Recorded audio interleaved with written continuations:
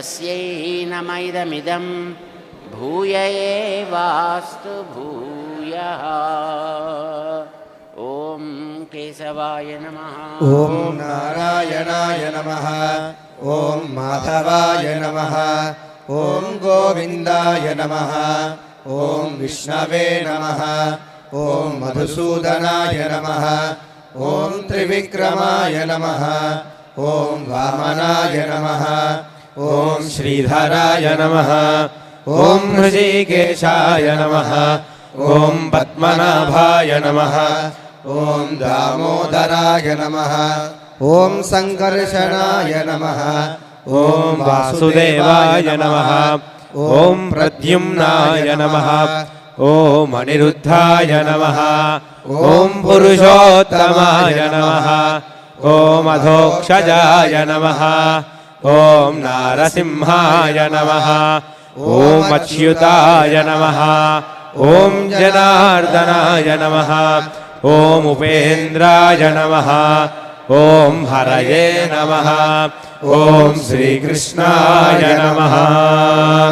श्रीरङ्गनायक्यै नमः। ॐ गोदायै नमः। ॐ विष्णुचित्तात्मजायै नमः। ॐ सत्यै नमः। ॐ गोपीवेषधरायै नमः।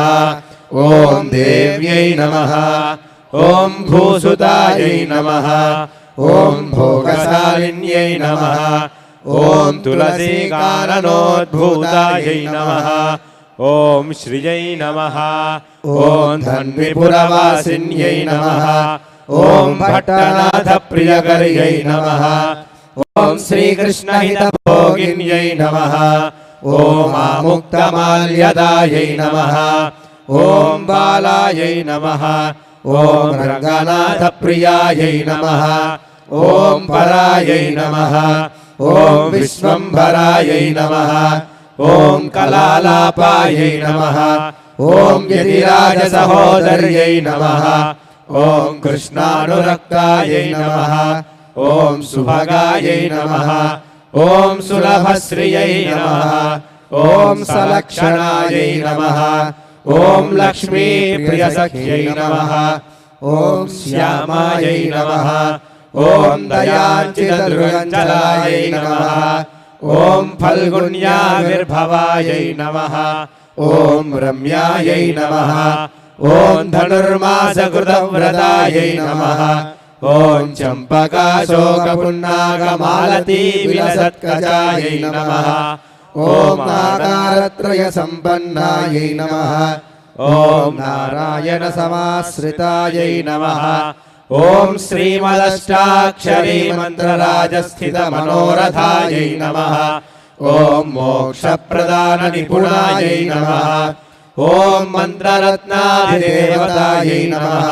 ॐ ब्रह्मण्यायै नमः। ॐ लोकजनन्यै नमः। ॐ लीलामानुषरूपिण्यै नमः। ॐ ब्रह्मज्ञायै नमः। ॐ अनुग्रहायै नमः। ॐ मायायै नमः। ॐ सच्चिदानन्दविग्रहायै नमः। ॐ महापतिव्रतायै नमः। ॐ विष्णुगुणकीर्तनलोलुपायै नमः। ॐ प्रपन्नार्तिहरायै नमः। ॐ नित्यायै नमः। ॐ वेदसौधविहारिण्यै नमः। ॐ श्रीरङ्गनाथमाणिक्यमञ्जर्यै नमः। ॐ मञ्जुभाषिन्यै नमः। ॐ सुगन्धार्धग्रन्थकर्यै नमः। ॐ रङ्गमङ्गलदीपिकायै नमः। ॐ ध्वजवज्राङ्कुशाब्जाङ्गमृदुपादतलाञ्छितायै नमः। ॐ तारकाकारनखरायै नमः। ॐ प्रवालमृदुलाङ्गुल्यै नमः। ॐ कूर्मोपमेयपादोर्ध्वभागायै नमः। ॐ शोभनपार्ष्णिकायै नमः। ॐ वेदार्थभावविदितत्वबोधाङ्घ्रिपङ्कजायै नमः। ॐ आनन्दबुद्बुदाकारसुगुल्फायै नमः। ॐ परमायै नमः। ॐ अणुकायै नमः। ॐ तेजस्विजोज्ज्वलधृतपादाङ्गुलिसुभूषितायै नमः। ॐ मीनकेतनतूणीरचारुजङ्घाविराजितायै नमः ॐ ककुदज्जालयुग्माढ्यायै नमः ॐ स्वर्णरम्भावशक्तिकायै नमः ॐ विशालजघनायै नमः ॐ वीणशुश्रोण्यै नमः ॐ मणिमेखलायै नमः ॐ आनन्दसागरावर्तगम्भीराम्भोजनाभिकायै नमः ॐ भास्वत्वरित्रिकायै नमः ॐ चारुजगत्पूर्णमहोदर्यै नमः ॐ नवमल्लीरोमराज्यै नमः ॐ सुधाकुम्भायितस्तन्यै नमः ॐ कल्पमालानिभुजायै नमः ॐ चन्द्रखण्डनखाञ्चितायै नमः ॐ सुप्रबालाङ्गुलीन्यस्तमहारत्नाङ्गुलीयकायै नमः ॐ नवारुणप्रबालाभपाणिदेशसमञ्चितायै नमः ॐ गम्बुकण्ठ्यै नमः ॐ सुजुभुगायै नमः ॐ बिम्बोष्ठ्यै नमः ॐ कुन्ददन्तयुजे नमः ॐ कारुण्यरसनिष्यन्दिनेत्रद्वयसुशोभितायै नमः ॐ मुक्तासुचिस्मितायै नमः ॐ चारुचाम्पेयनिभनासिकायै नमः ॐ दर्पणाकारविपुलकपोलद्वितयाञ्चितायै नमः ॐ अनन्तार्कप्रकाशोद्यन्मणिताटङ्कशोभितायै नमः ॐ कोटि ॐ सुगन्धवदनायै नमः ॐ सुभ्रुवे नमः ॐ अर्धचन्द्रललाटिकायै नमः ॐ पूर्णचन्द्राननायै नमः ॐ नीलकुटिलालकशोभितायै नमः ॐ सौन्दर्यसीमायै नमः ॐ विलसत्कस्तूरीतिलकोज्ज्वलायै नमः ॐ दगद्दगायमानोद्यन्मणिसीमन्तभूषणायै नमः ॐ जाज्वल्यमानसद्रत्नदिव्यचूडावतंसकायै नमः ॐ सूर्यार्धचन्द्रविलसद्भूषणार्चितवेणिकायै नमः ॐ निगन्निगद्रत्नपुञ्जप्रान्तस्वर्णनिजोलिकायै नमः ॐ सद्रत्नार्चितविद्योतविद्युत्पुञ्जापशाटिकायै नमः ॐ अत्यर्कानलतेजोधिमणिकञ्जुकधारिण्यै नमः ॐ नानामणिगणाकीर्णहेमाङ्गलसुभूषितायै नमः ॐ कुङ्कुमाकरकस्तूरी दिव्यचन्दनचर्चितायै नमः ॐ सोचितोज्ज्वल्यविधविचित्रमणिहारिण्यै नमः ॐ असङ्ख्येयसुखस्पर्शसर्वातिशयभूषणायै नमः ॐ मल्लिकापारिजातादिव्यपुष्पस्रगञ्चितायै नमः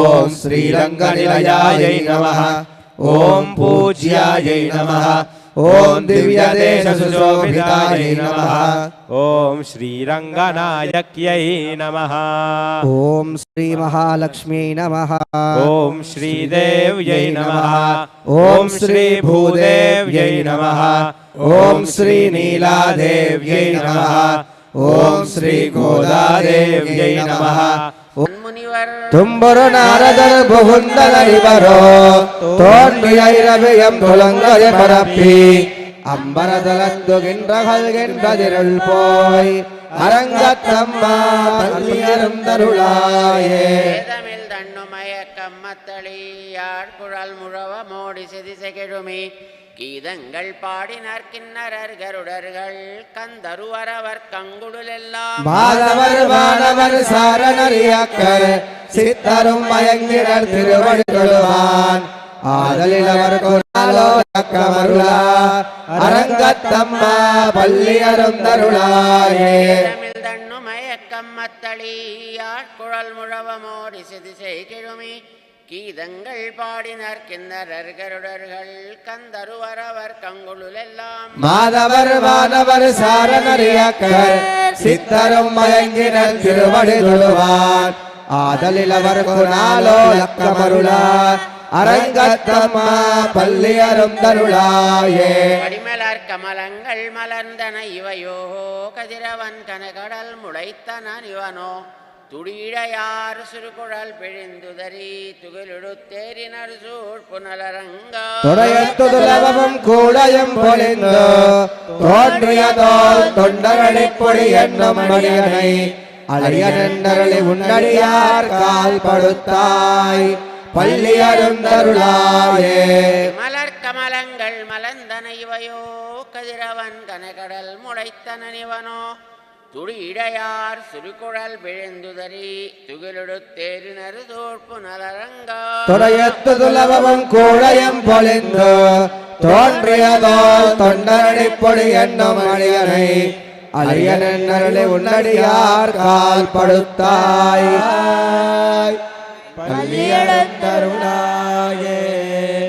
துங்கஸ்தனகிரிதட்டி சுப்தமுத்போத்ய கிருஷ்ணம் स्वारार्ध्यं स्वं श्रुतिशतशिरः सिद्धमध्यापयन्ति स्वोच्छिष्टायां सजनिगणितं या बलात्कृत्य भुङ्क्ते गोदातस्यैनमैदमिदं भूय एवास्तु भूयः अन्नवयल् पुलुवै आण्डाळरङ्गर्क्कु पन्नुतिरुप्पावै पल्पदियम् इन्दिसैयाल् पाडिக் கொடுத்தால் நற்பாமாலை பூமாலை சூடி கொடுத்தானை சொல்லு சூடி கொடுத்த சுடர் கொடியே தொல்பாவை பாடியருளவல்ல பல்வலையாய் நாடி நீ வேங்கடவர்க்கென்ற விதையென்ற விம்மாத்தம் நாங்களே நல்கு.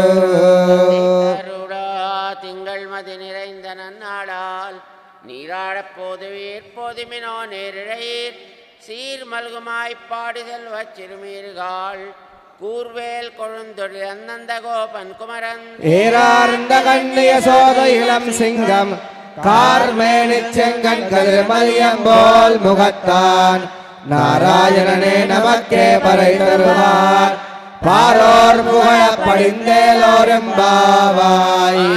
திங்கள் மதி நிறைந்த நன்னாளால் நீராடப் போதுவீர் போதுமினோ நேரிழையீர் சீர்மல்குமாய் பாடி செல்வச் சிறுமீர்கள் கூர்வேல் கொடுந்தொழில் அந்தந்த கோபன் குமரன் ஏரார்ந்த கண்ணிய சோத இளம் சிங்கம் கார்மேனிச் செங்கண் கதிர்மதியம் போல் முகத்தான் நாராயணனே நமக்கே பறை தருவார் பாரோர் புகழப் படிந்தேலோரெம்பாவாய். வாழ்வீர்கள் நாமும் நம்பாவைக்கு செய்யுங்கிரு செய்கள் கேளீரோ பார்க்கடலுள் பையத்து என்ற பரமனடி பாடி நெய்யுண்ணோம் பாலுண்ணோம் நாட்காலே நீராடி மெய்யிட்டெழுதோம் மலரிட்டு நாம் மொழியோம் செய்யாதன செய்யோம் தீக்குறளைச் சென்றோதோம் ஐயமும் பிச்சையும் ஆந்தனையும் கை காட்டி உய்யுமாறென்றுகந்தேலோரெம்பாவாய். ஓங்கி உலகளந்த உத்தமன் வேட்பாடி நாங்கள் நம்பாவைக்கு சாத்தி நீராடினால் தீங்கின்னி நாடெல்லாம் நீங்கள் மும்மாறி பெய்து ஓங்கு பெரும் சென்னலூடு கயலுகளா பூங்குவளை போதில் பொறிவண்டு கண்படுப்பா தேங்காதே புக்கிருந்து சீர்த்தமுலை பத்தி வாங்க குடம் நிறைக்கும் வள்ளல் பெரும் பசுக்கள் நீங்காத செல்வம் நிறைந்தேலோரெம்பாவாய். ஓங்கி உலகளந்த உத்தமன் வேர்பாடி நாங்கள் நம்பாவைக்கு சாத்தி நீராடினால் தீங்கின்னி நாடெல்லாம் திங்கள் மும்மாறி பெய்து ஓங்கு பெரும் சென்னலூடு கயலுகளா பூங்குவளை போதில் பொறிவண்டு கண்படுப்பா தேங்காதே புக்கிருந்து சீர்த்தமுலை பத்தி வாங்க குடம் நிறைக்கும் வள்ளல் பெரும் பசுக்கள் நீங்காத செல்வம் நிறைந்தேலோரெம்பாவாய். ஆழிமழை கண்ணா ஒன்னு நீ கை கரவேலாழியில் புக்கு முகந்து கொடா உருவம்போல் மெய் கருத்து பாழியந்தோளுடை வற்பனாவன் கையில் ஆடி போல் மின்னி வளம்புரி போல் நின்றதிருந்து தாராதே சார்ந்த முளைத்த சிறமழை போல் வார உலகில் பெய்கிறாய் நாங்களும் மார்கழி நீராட மகிழ்ந்தேலோரெம்பாவாய். ஆயனை மன்னு வடமதுரை மைந்தனை தூய பெருநீர் யமுனை துறைவனை ஆயர் குலத்தினில் தோன்றும் மணி விளக்கை தாயை குடல் விளக்கம் செய்த தாமோதரனை தூயோமாய் வந்து நாம் தூமலர் தூவித் தொழுது வாயினால் பாடி மனத்தினால் சிந்திக்கா போய பிழையும் புகுதருவாகின்றனவும் தீயினில் தோசாகும் செப்பேலோரிம்பாவாய். உள்ளும் சிலம்பினகான் புள்ளரையின் கோயிலில் வெள்ளை வெளி சிங்கின் பேரரவங்கேட்டிலையோ பிள்ளா எழுந்திராய் பேய் முலனஞ்சுண்டு கள்ளச்சகடங்கல கழியக்காலோச்சி வெள்ளத்தரவில் துயிலமர்ந்த வித்தினை உள்ளத்தக் கொண்ட முனிவர்களும் யோகிகளும் மெல்ல விழந்தறிகின்ற பேரரவம் உள்ளம் புகுந்து குளிர்ந்தேலோரிம்பாவாய். கீசென்னெங்குமானை சாத்தன் கலந்து பேசின வெச்சரவங்கேட்டிலையோ பேய் பெண்ணே காசும் பிறப்பும் கலகலப்ப கைப்பேர்த்து வாசனரும் குழலாய்ச்சிய மத்தினாலோசை படுத்த தைரவம் கேட்டிலையோ நாயக பெண் பிள்ளாய் நாராயணன் மூர்த்தி கேசவனை பாடவும் நீ கேட்டே கிடத்தியோ தேசமுடையாய் திரவேலோரிம்பாவாய். கீழ்வானம் வெள்ளென்றெருமை சிறு வீடு மெய்வான் பனந்தனகான் மிக்குள்ள பிள்ளைகளும் போவான் போகின்னாரை போகாமல் காத்து உன்னை கூவான் வந்து நின்னோ கோதுகலமுடைய பாவாய் எழுந்திராய் பாடிப்பறை கொண்டு மாவாய் பிளந்தானை மல்லரை மாட்டியா தேவாதி தேவனை சென்று நாம் சேவித்தால் ஆவாவென்றாராயன் தருளேலோரிம்பாவாய். மணி மாடத்து சுத்தும் விளக்கெரிய தூபங்கமழத்துயிலனை மேல் கண்வளரும் மாமான் மகளே மடிக்கத வந்தாள் திரவாய் மாமி எழுப்பீரோ உன்மகள்தான் உவையோ அன்று செவிடோ அனந்தலோ ஏமப்பெருந்துயல் மந்திரப்பட்டாலோ மாமாயன் மாதவன் வைகுந்தன் என்றென்று நாமம் பலவும் நவின்றேலோரிம்பாவாய். சுவர்க்கம் போகின்றவம் மனாய் மாற்றமுந்தாரோ வாசல் திரவாதார் நாத்தத்துழாய் முடிநாராயணன் நம்மாழ்வோத்த பரதரும் முன்னியனா பண்டருநாள் கோத்தத்தில் வாய் வீந்த கும்பகரணனும் தோத்து உனக்கே பெருந்துயில் தான் தந்தானோ ஆத்தானந்தருடையாயிருந்தலமே தேத்தவாய் வந்து நிகவேலோரிம்பாவாய். கரவை கணங்கள் பல கரந்து செத்தார் திரளழிய சென்று செரு செய்யும் குற்றமொன்னில்லாத கோவலர் தம்பொற்கொடியே புத்தரவல்கள் புனமையிலே போதராய் சுத்தத்தோடி மாறெல்லாரும் வந்து நின்முத்தம் புகுந்து முகில் வண்ணன் பேர் பாட சித்தாதே பேசாதே செல்வத் பெண்டாட்டி நீயத்து குரங்கும் பொருளேலோரிம்பாவாய். திளங்கத் திருமை கன்று கிறங்கி நினைத்து முலை வழியே நின்று பால் சோர நனைத்தில்லம் சேரா கொன்னச்சல் வந்தங்காய் பனித்தலை வீழ நின்வாசல் கடைபத்தி சிரத்தினால் தென்னிலங்கை கோமானை செத்தா மனத்துக்கிணியானை பாடவும் நீவாய் திறவாய் இனித்தார் எழுந்திராய் இரண்ட பேருழக்கம் அனைத்தில்லத்தாரும் அறிந்தேலோரிம்பாவாய். வாய் கீண்டானை பொல்லா வரக்கனை கிள்ளி களைந்தானை கீர்த்திமை பாடிப்போய் பிள்ளைகள் எல்லாரும் பாவை களம்புக்கார் வெள்ளி எழுந்து வியாழ முறங்கித்தூ புள்ளும் சிலம்பினவான் போதறி கண்ணினாய் குள்ள குளிர குடைந்து நீராடாதே பள்ளி கிடத்தியோ பாவாய் நீ நன்னாளால் கள்ளம் தவிர்ந்து கலந்தேலோரிம்பாவாய். வாவியுள் செங்கடு நீர் வாய் நெகிழ்ந்த அம்பல் வாய் கும்பினான் செங்கல் பொடி கூரை வெண்பல் தவத்தவர் தங்கள் திருக்கோயில் செங்கிடுவான் போகின்னான் எங்களை முன்னமெழுப்புவான் வாய் பேசும் நங்காயிருந்திராய் நாடாதாய் நாவுடையாய் செங்கொல செக்கரமேந்தும் கடக்கையன் பங்கைய கண்ணானை பாடேலோரிம்பாவாய். இளங்கிலேயே இன்னமுறங்குதியோ சில்லென்னழையேன் மின்னங்கமீர் போதறின்னேன் வல்லை உன் கட்டுரைகள் பண்டே உன் வாயறிதும் வல்லீர்கள் நீங்களே நானே தானாயிடுக ஒல்லை நீ போதாயுடக்கின்ற பேருடையே எல்லாரும் போந்தாரோ போந்தார் போந்தனிக்கொள் வல்லானை கொன்றானை மாத்தாரை மாத்தரிக்க வல்லானை மாயனை பாயலோரும் பாவாய் நாயகனாய் நின்னநந்த கோபனுடைய கோயில் காப்பானே கொடித்தோன் நந்தோரண வாசல் காப்பானே மணிக்கத வந்தாள் திரவாய் ஆயச்சிறுமியரோ முக்கு அரைவரை மாயன் மணிவண்ணன் என்னலை வாய் நேர்ந்தான் தூயோமாய் வந்தோம் துயிலட பாடுவார் வாயால் முன்னம் முன்னம் மாத்தாதே அம்மா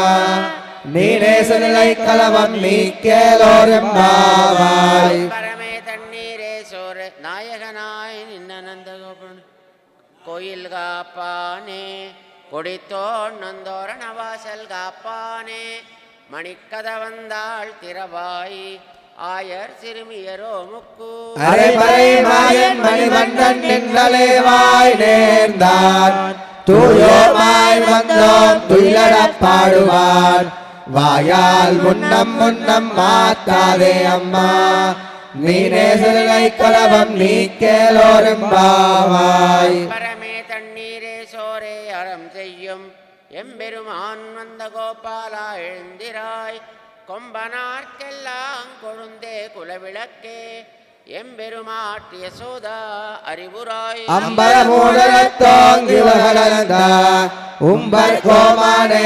உறங்காதெடுந்திராய் செம்பொர் கடலடி செல்வா பலதேவா உம்பையும் நெய்ய உறங்கேலோரும் பாவாய் மதகளித்தனோடாத தோள் வலியன் நந்தகோபாலன் மருமகளே நப்பின்னாய் கந்தங்கமழங்குழலி கடைதிரவாய் வந்து எங்கும் கோழி அழைத்தனகான் மாதவி பந்தல் மேல் பல்கால் கோயிலினங்கள் கோவினகான் பந்தான் விரலி உன் மைத்துடன் பேர் பாட செந்தாமரை கையால் சீரார் வரையொழிப்பார் வந்து திரவாய் மகிழ்ந்தேலோரும் பாவாய் தோள் வலியன் நந்தகோபாலன் மருமகளே நப்பின்னாய் கந்தங்கமழங்குழலி கடைதிரவாய் வந்து எங்கொங்கோழி அழைத்தனகான் மாதவி பந்தல் மேல் பல்கால் கோயிலினங்கள் கோவினகான் பந்தான் விரலி உன் மைத்துடன் பேர் பாட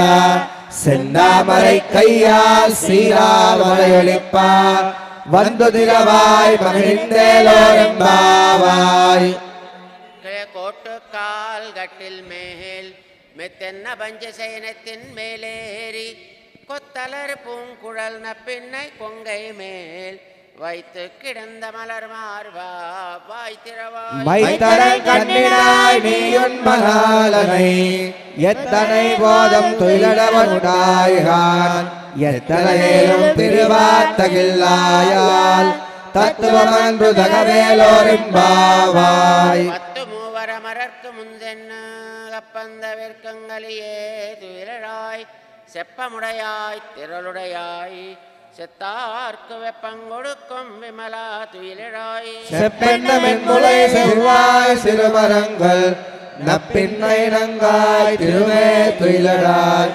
உக்கமும் தட்டுலையும் தந்தொன் மணாலனை இப்போதே எம்மை நீராட்டேலோரும் பாவாய் ஏத்த கலங்கள் எதிர்பொங்கி மீதளிப்பா மாற்றாதே பால் சொரியம் வள்ளல் பெரும்பசுக்கள் ஆத்தப்படைத்தான் மகனே அறிவுராய் ஊற்றமுடையாய் பெரியாய் உலகினில் கோத்தமாய் நின்ற சுடரே துயிலடாய் மாத்தாரனக்கு வலுதலைந்தன் வாசருகன் ஆக்காது வந்துன்னடி பணியுமா போலே போற்றியாம் வந்தோம் புகழ்ந்தேலோரும் பாவாய் மாஞாலத்தரசர் அபிமான பங்கமாய் வந்து நின் வள்ளிக்கட்டில் கீழே செங்கமிருப்பார் போல் வந்துதலை பெய்தோம் கிங்கிணிவாய் செய்த தாமரை பூ போல் செங்கன் சிறு சிறிதே எம்மேல் விரியாவோ திங்கள் மாதத்து எனும் எழுந்தார் போல்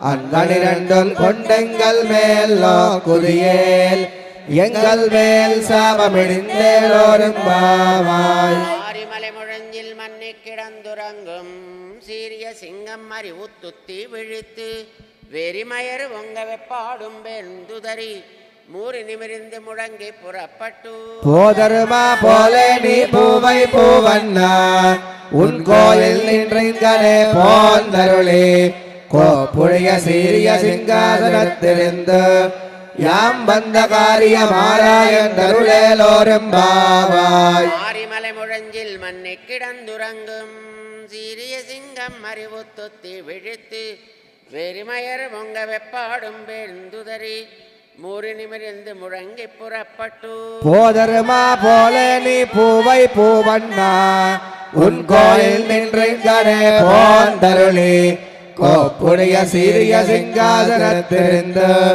யாம் வந்த மாரியமாராயன் தருளேலோரும் பாவாய் உலகம் அளந்தாய் அடி போத்தி சென்னங்க தென்னிலங்கை செத்தாய் திரள் போத்தி பொன்றச்சகட முதைத்தாய் புகழ் போத்தி கன்று குடிலாவெறிந்தாய் கடல் போத்தி குன்று குடையா வெளுத்தாய் குடம் போத்தி வென்ற பகை கிடக்கும் நின் கையில் வேல் போத்தி என்றென்றும் சேவகமே ஏத்தி பறைகொள்வான் இன்று யாம் வந்தோம் இறங்கேலோரும் பாவாய் உலகம் அளந்தாய் அடி போத்தி சென்னங்க தென்னிலங்கை செத்தாய் திரள் போத்தி பொன்றச்சகட முதைத்தாய் புகழ் போத்தி கன்று குணிலாவெறிந்தாய் கடல் போத்தி குன்று கொடையா வெளுத்தாய் குடம் போத்தி வென்ற பகை கிடக்கும் நின் கையில் வேல் போத்தி என்றென்றும் சேவகமே ஏத்தி பறைகொள்வான் இன்று யாம் வந்தோம் இறங்கேலோரும் பாவாய் ஒருத்தி மகனாய் பிறந்து ஓரிரவில் ஒருத்தி மகனாய் ஒளித்து வளர தரிக்கிலானாகி தான் தீங்கு நினைந்த கருத்தை பிழைவித்து கஞ்சன் வைத்து நெருப்பெண்ணமாலே உன்னையறுத்து வந்தோம் பரதருதியாகில் திருத்தக்க செல்வமும் சேவகமும் யாம் பாடி வருத்தவம் தீர்ந்த மகிழ்ந்தேலோரும் பாவாய் மணிவண்ணா மார்கழி நீராடுவான் மேலையாச்சேவனகள் வேண்டுவன கேட்டியேல் ஞாலத்தை எல்லாம் நொடுங்க முரல்வன பாலன் அவண்ணத்துன் பாஞ்ச சென்னியமே போல் வனசங்கங்கள் போய் பாடுரையனவே சால பெரும் பறையே பல்லாண்டு சைப்பாரே கோல விளக்கே குறையே விதானனே ஆறு நிலையாயருளேலோரும் பாவாய் சீர் கோவிந்தா உந்தன்னை பாடிப்பறை கொண்டு யாம் பெருசம்மானம் நாடு புகழும் வரிசினால் நன்றாக நாடு புகழும் வரிசினால் நன்றாக சூடகமே தோல் வளையே தோடே செவிப்பூவே பாடகமே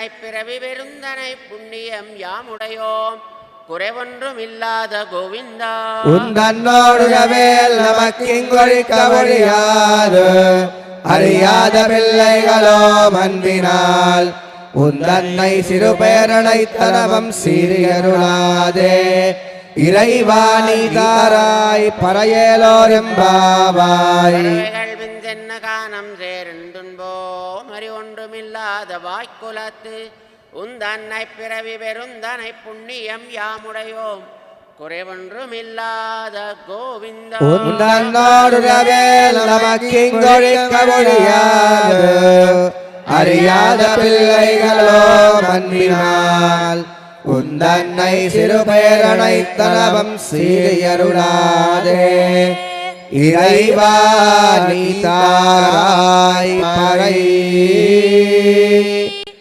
ஏலோரும் பாவாய் ஆண்டாள் திருவடிகளே சரணம் எம்பெருமானார் திருவடிகளே சரணம் ஜீயர் திருவடிகளே சரணம் ஓம் அஸ்மத்குருப்யோ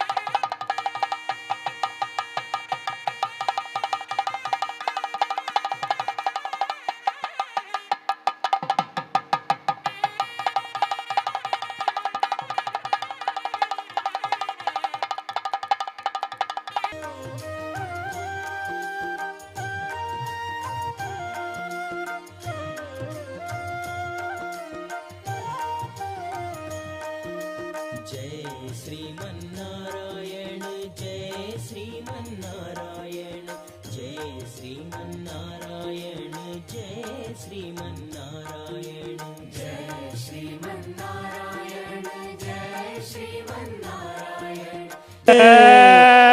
बोल चिन्नजियर स्वामी महाराज की जय। विठ्ठला हरे विठ्ठला विठ्ठला हरे विठ्ठला विठ्ठला हरे विठ्ठला विठ्ठला हरे विठ्ठला विठ्ठला हरे विठ्ठला विठ्ठला हरे विठ्ठला विठ्ठला हरे विठ्ठला विठ्ठला हरे विठ्ठला विठ्ठला हरे विठ्ठला विठ्ठला हरे विठ्ठला पांडुरंगा विठ्ठले जय गोविंदा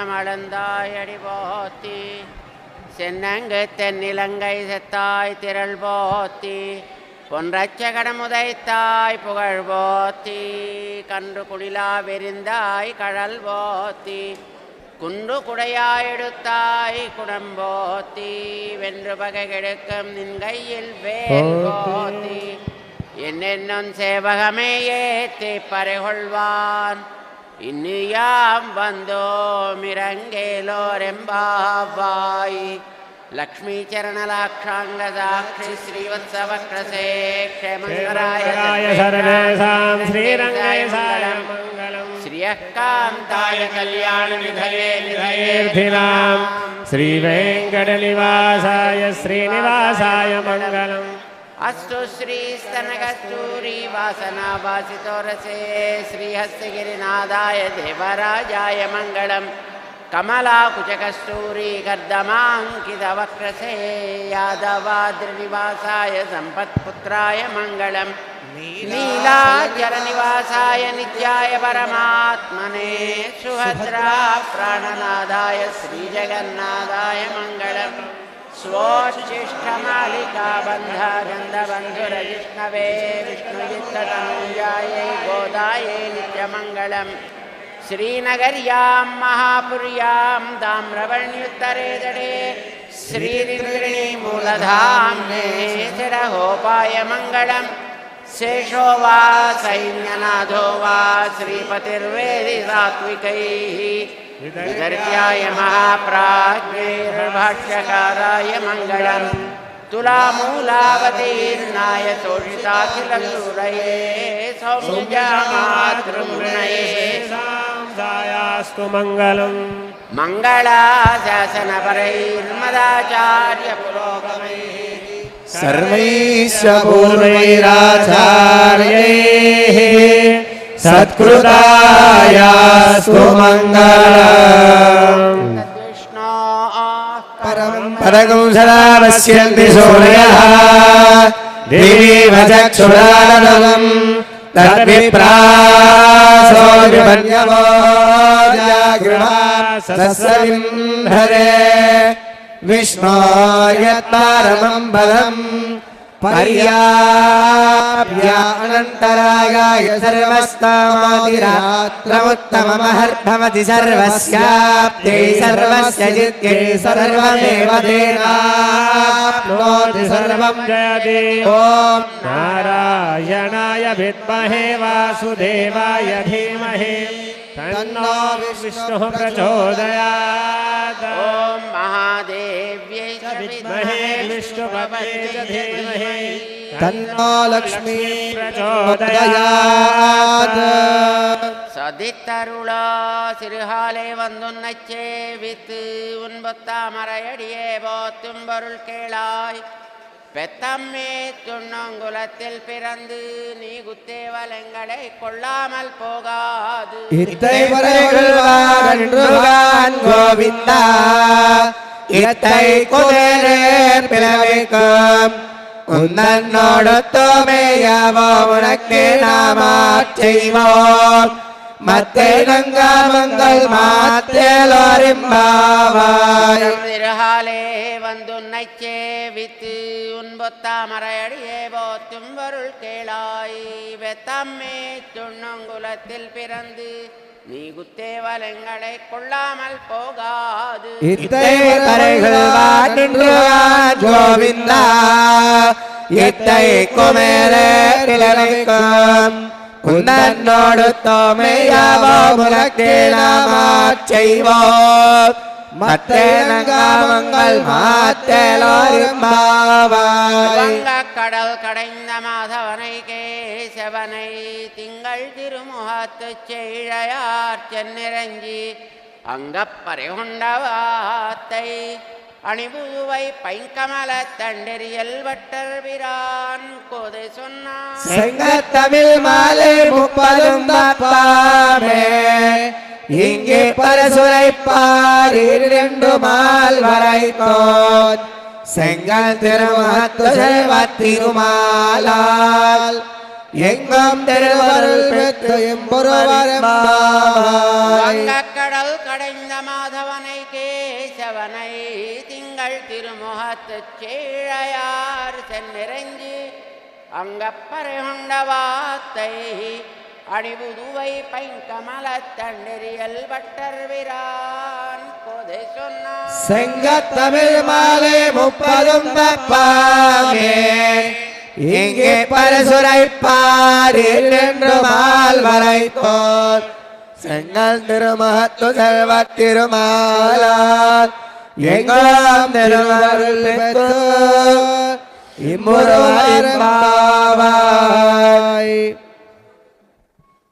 கற்று கரவை கணங்கள் பல கரந்து செத்தார் திரளழிய சென்று செரு செய்யும் குற்றமொன்னில்லாத கோவலர் தம்பொற்கொடியே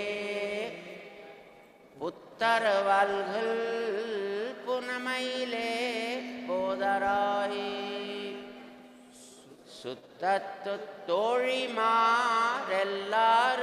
வந்து நின்முத்தம் புகுந்து முகில் வண்ணன் பேர் பாட சித்தாதே பேசாதே செல்வ பெண்டாட்டி நீ எத்து குரங்கும் பொருளேலோரெம்பாவாய்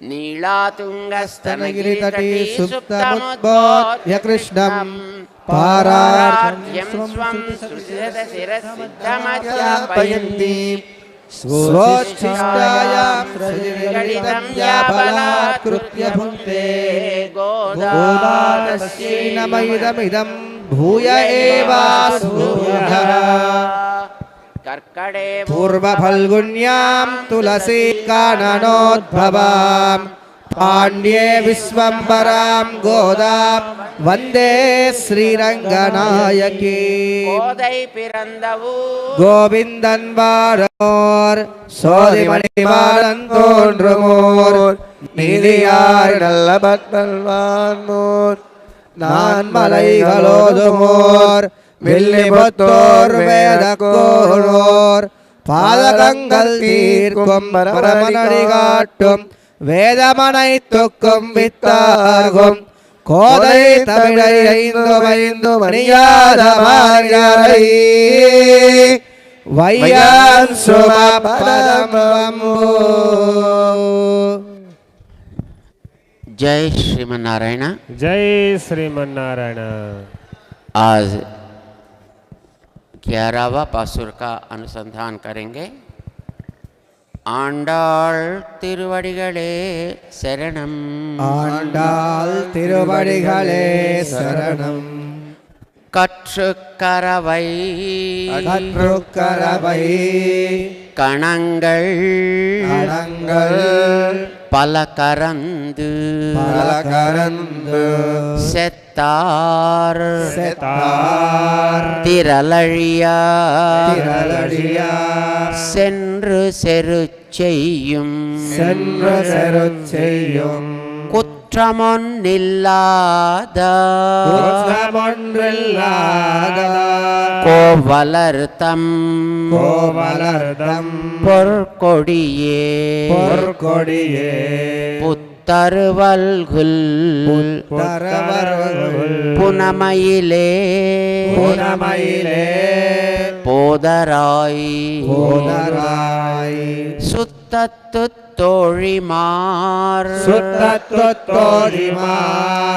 எல்லாரும் வந்து எல்லாரும் வந்து நின்முத்தம் புகுந்து முத்தம் புகுந்து முகில்வண்ணன் முகில்வண்ணன் பேர்பாட பேர்பாட சித்தாதே பேசாதே சித்தாதே பேசாதே செல்வப் பெண்டாட்டி செல்வப் பெண்டாட்டி நீ எத்து குரங்கும் நீ எத்து குரங்கும் பொருள் பொருள் ஏலோரெம்பாவாய் ஏலோரெம்பாவாய் ஆண்டாள் திருவடிகளே சரணம் ஆண்டாள் ஸ்வம் श्रुतिशतशिरसिद्धमध्यापयन्ति स्वोच्छिष्टायां सृजि निगलितं या बलात्कृत्य भुङ्क्ते गोदा तस्यै नम इदमिदं भूय एवास्तु भूयः।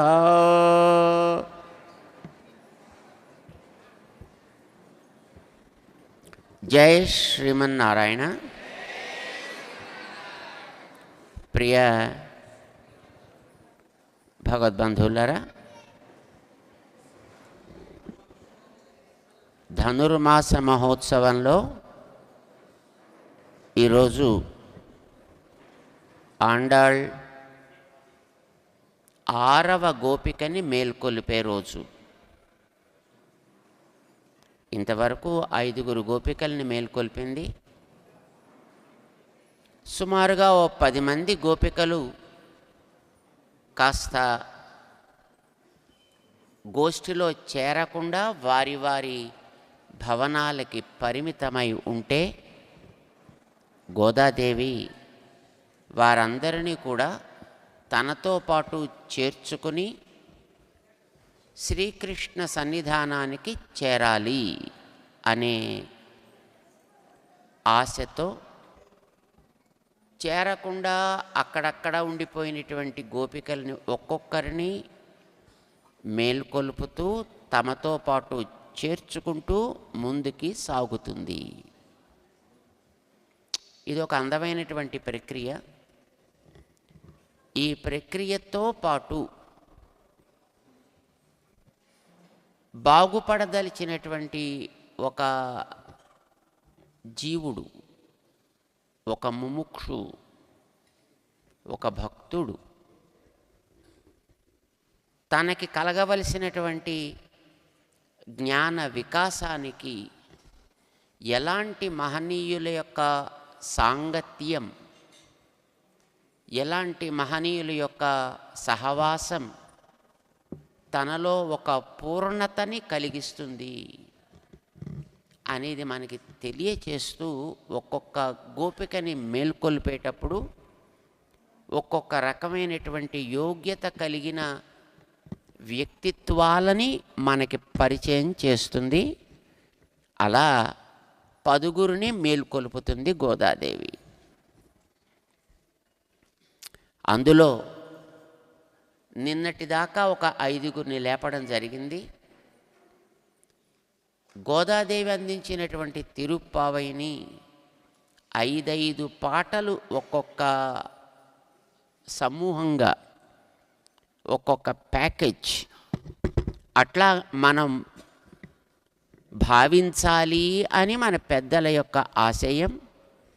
దానికి తగ్గట్టుగానే వారు 5 5 5 5 మరి ఒక 5, మొత్తం ఒక 30 పాటలు అని సంఖ్యని మనకి చెప్పేటప్పుడు 5 ఒక్కొక్క సమూహంగా చెప్పారు.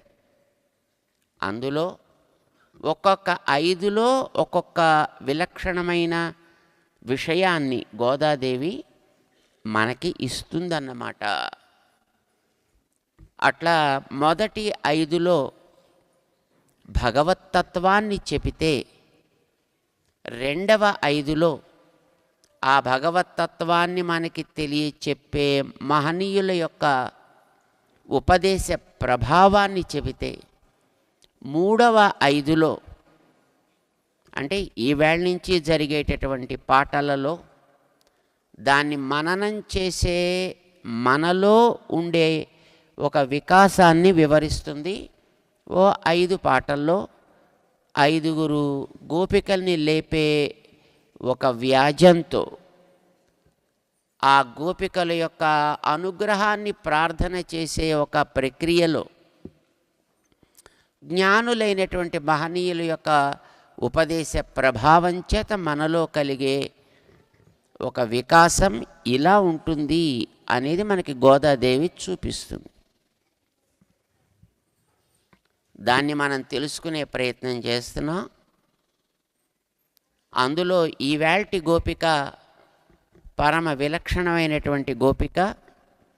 ఈవిడికి మంచి వంశం ఉంది, దాంతోపాటు గొప్ప సంపద ఉంది, దాంతోపాటు మంచి అందం ఉంది ఈవిడికి. సాధారణంగా ఇలాంటివి ఎక్కువ ఉన్నప్పుడు వ్యక్తులలో ఒక రకమైనటువంటి గర్వం పెరుగుతుంది, ఒక రకమైనటువంటి ఒక అహం ప్రవృత్తి ఏర్పడుతుంది.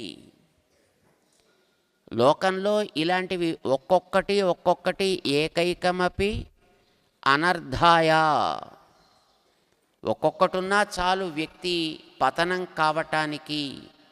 అన్నీ ఒక చోట చేరితే ఇంకేం చెప్పాలి అని అడుగుతాడు నీతి శాస్త్రకారుడు.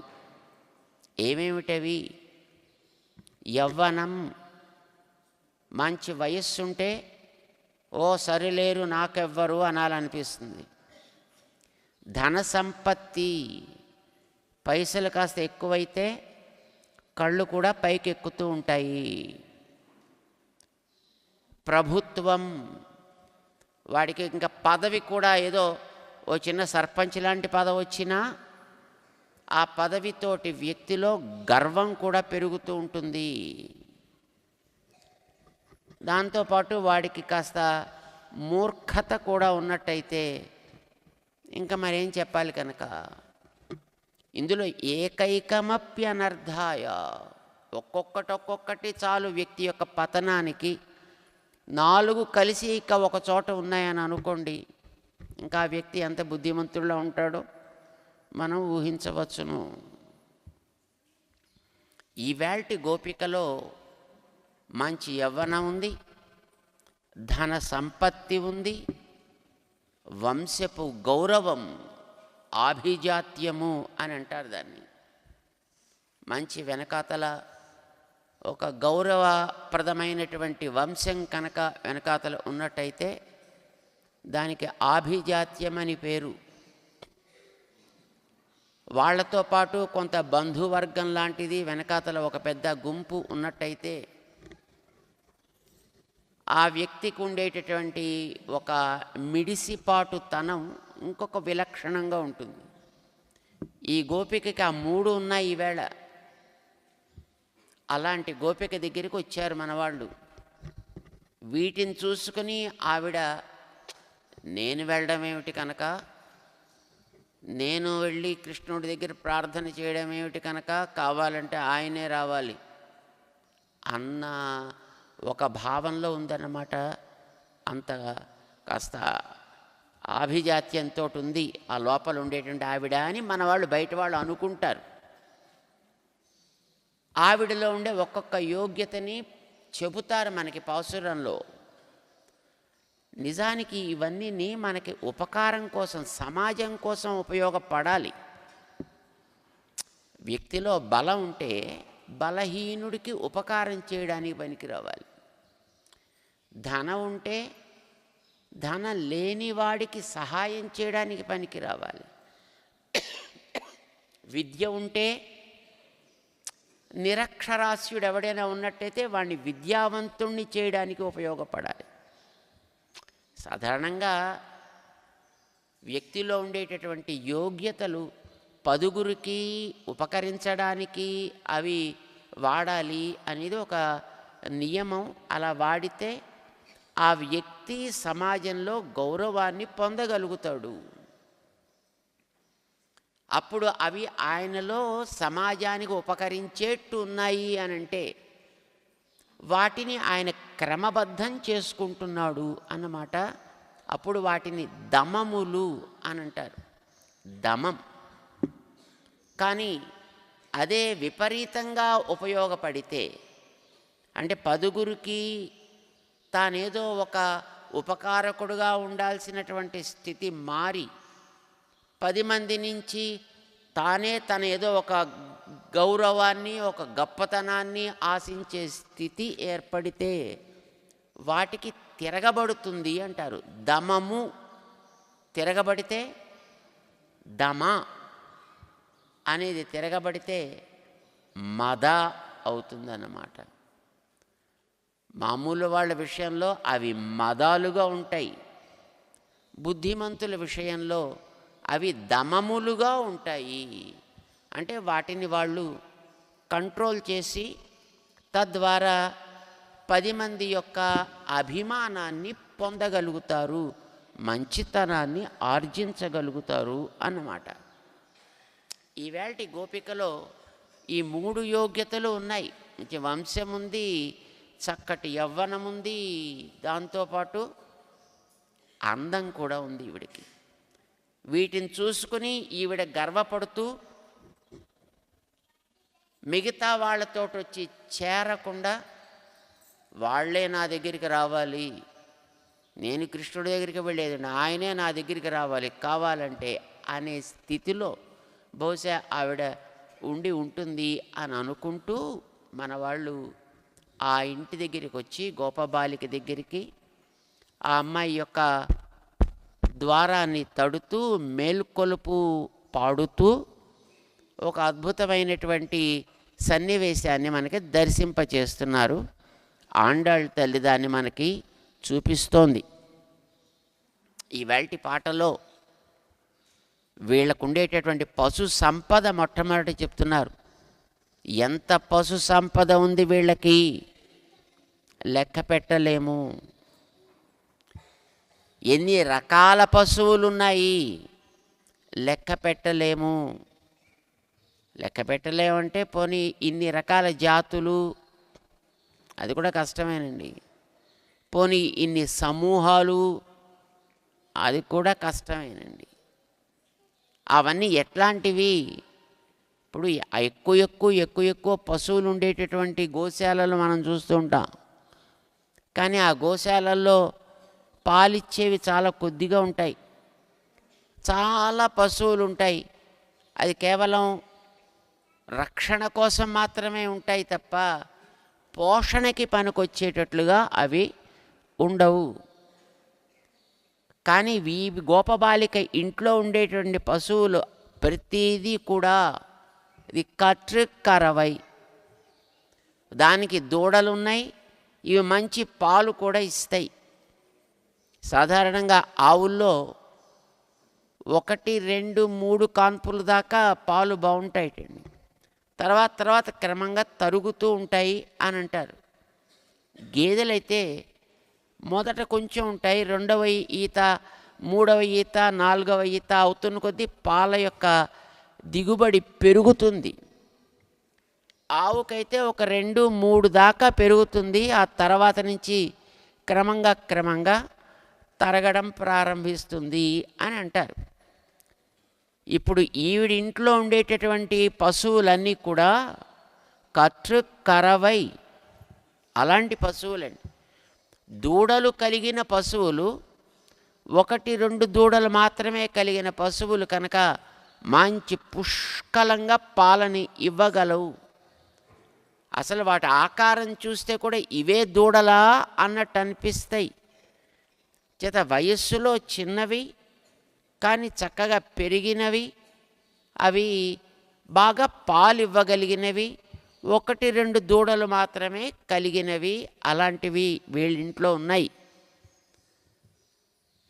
దూడల్ని వెనక వేసుకు తిరుగుతూ ఉంటాయన్నమాట అండి ఎప్పుడు కూడాను. అవి ఎన్నుంటాయి? పోలండి, మీరు 1, 2, 3 చెప్పక్కర్లేదు. పోనీ ఒక సమూహాలుగా ఇదో సమూహం, అదో సమూహం, అదో సమూహం, అట్లాగే సమూహాలుగానే చెప్పగలవా అంటే అది కూడా చాలా కష్టం అండి. ఎన్ని సమూహాలు ఉన్నాయో కూడా తెలియదు. కట్టు కరవై కణంగల్ అలాంటి సమూహాలు పల ఎన్నో. అయితే ఎన్నుంటే ఇప్పుడు వాటి ప్రస్తావన ఎందుకండి అంటే వీళ్ళ వంశంలో ఒక్కొక్క గోపబాలుడే అన్నిటినీ కూడా పాలు తీసి చక్కగా వాటిని పోషించగలిగిన మహనీయుడు. పల కరంద్ అన్నిటినీ కూడా ఒక్కడే ఉండి మొత్తం పితికేస్తాటండి. మామూలుగా పాలు పితికే అలవాటు మన వాళ్ళకి కొంతమందికి ఉంటుంది, కానీ ఎంతసేపు పితకగలుగుతాం మనం అట్లాగా? ఏదో ఒక 10 నిమిషాలు, ఏదో 12-15 నిమిషాల దాకా అంటే ఏదో మేనేజ్ చేయొచ్చు, కానీ అంతకంటే ఇంకెక్కువ ఇక్కడ ఇచ్చేస్తామండి మనలాంటి వాళ్ళమైతే మనుషులు. కానీ వాళ్ళ దగ్గర అలా కాదు. ఒక్కడే పితకడం ప్రారంభిస్తే వరుసగా అతను పితుకుతూనే ఉండాలంతే. ఎందుకంటే ఈ ఆవులు శ్రీకృష్ణుడి యొక్క స్పర్శ తాకి కలిగి ఆ రకంగా పెరిగాయి. అవి తాగే నీళ్లు శ్రీకృష్ణుని ఆకారాన్ని అలా దర్శనం చేస్తూ ఉంటాయి. ఆ దర్శనమే వాటికి ఆహారం. ఆయన గుణాలని ఆస్వాదిస్తూ ఉంటాయి, అవే వాటికి నీళ్లు. ఇలా తాగి ఆయన వేణురవ ఆస్వాదాదులు చేస్తూ పెరిగినటువంటి ఆ పశువులు ఎంతో పుష్టిగా ఉంటాయన్నమాట అండి. అంచేత అవి ఇచ్చే పాలు కూడా అంత సారవంతమైనటువంటి పాలు ఇస్తూనే ఉంటాయటండి. ఎన్ని ఇస్తుంటాయో మనకి తెలియదు. వాంగ కుడం నిరైకం వళ్ళల్ అని మన 3వ పాటలో ఆండాళ్ తల్లి చెప్పినట్టుగా ఉండే పశువులు అన్నమాట. వీళ్ళ ఇండ్లల్లో ఉండే వీళ్ళు మేపుకునే పశువులు అన్నీ కూడా. సో కణంగల్ పల కరంద్ ఒక్కొక్కడే అన్ని పశువుల సమూహాల పాలని కూడా చక్కగా చిలికి తీయగలిగినంత బలశాలు రోయ్ మీ కుటుంబం వాళ్ళంతా. వాళ్ళందరూ కూడా వాళ్ళ బలాన్ని ఏం చేస్తారు? శ్రీకృష్ణుడి కోసం కృష్ణ సేవలో ఉపయోగిస్తారండి. అంతేకాదండి, సెత్తార్ తిరలழிయ సెండ్రు సెరు చెయ్యం. వీళ్ళెంత సమర్థులంటే పాలు పితికి ఏదో అక్కడితోటి తృప్తి పడ్డం కాదండి. ఎక్కడైనా శత్రువులు ఉన్నారంటే వాళ్ళు వచ్చి మన మీదకి దాడి చేశాక వెళ్ళి వాళ్ళని తిప్పి కొట్టడం అనేటటువంటి లక్షణం కాదుటండి మన వాళ్ళది. అంతవరకు ఊరుకుని కూర్చోరట. వీళ్ళు ఏం చేస్తారు? శత్రువులు ఎక్కడుంటే అక్కడికే వెళ్ళి వాళ్ళ యొక్క బలాలన్నిటినీ కూడా అణిగిపోయేటట్టుగా చేస్తారు. సెత్తార్ శత్రువుల యొక్క తిరలழிయ వాళ్ళ బలాలన్నీ కూడా నశించేటట్లుగా సెండ్రు సెరు చెయ్యం. వాళ్ళు ఉండే చోటుకే వెళ్ళి సెరు చెయ్యం యుద్ధాన్ని వాళ్ళు చేసేటటువంటి లక్షణం కలిగినటువంటి గోప పిల్లలు వీళ్ళంతా కూడా. ఏమంటే ఏం తప్పు చేయకుండా అనవసరంగా వాళ్ళ వాడు ఉంటేను వీళ్ళు వాళ్ళ మీదకి వెళ్ళి దాడి చేసి ఎందుకంటే ఇలాగ చేయొచ్చా అని అనిపిస్తుందేమో మనకి. నిజానికి మన వాళ్ళకి శత్రువులు అంటూ ఎవరు ఉండరండి.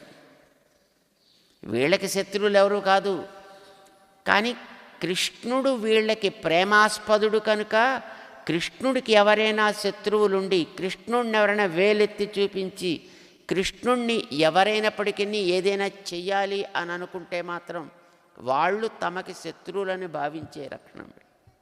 తమకంటూ శత్రుత్వం ఎవరు తమను ఎవరేం చేసినా వీళ్ళేం పెద్ద పట్టించుకోరు. ఆయన కూడా అలానే ఉంటాడు.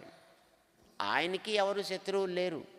కానీ ఆయన భక్తులని ఎవరైనా ఏమైనా అంటే మాత్రం ఆయన తట్టుకోలేట వాళ్ళని శత్రువులుగా భావించి వాళ్ళని సంహరించే ఉద్యమం చేస్తాడు ఆయన. మనకి తెలుసున్న ప్రహ్లాదుడు తనని చాలా కాలంగా సంవత్సరాలుగా తిడుతూనే గడిపాడు, పెరిగాడు. హిరణ్యకశిపుడు ఎప్పుడు భగవంతుడేం స్పందించలేదు. కానీ ప్రహ్లాదుణ్ణి హింసించినప్పుడు మాత్రం భగవంతుడు సహించలేకపోయాడు.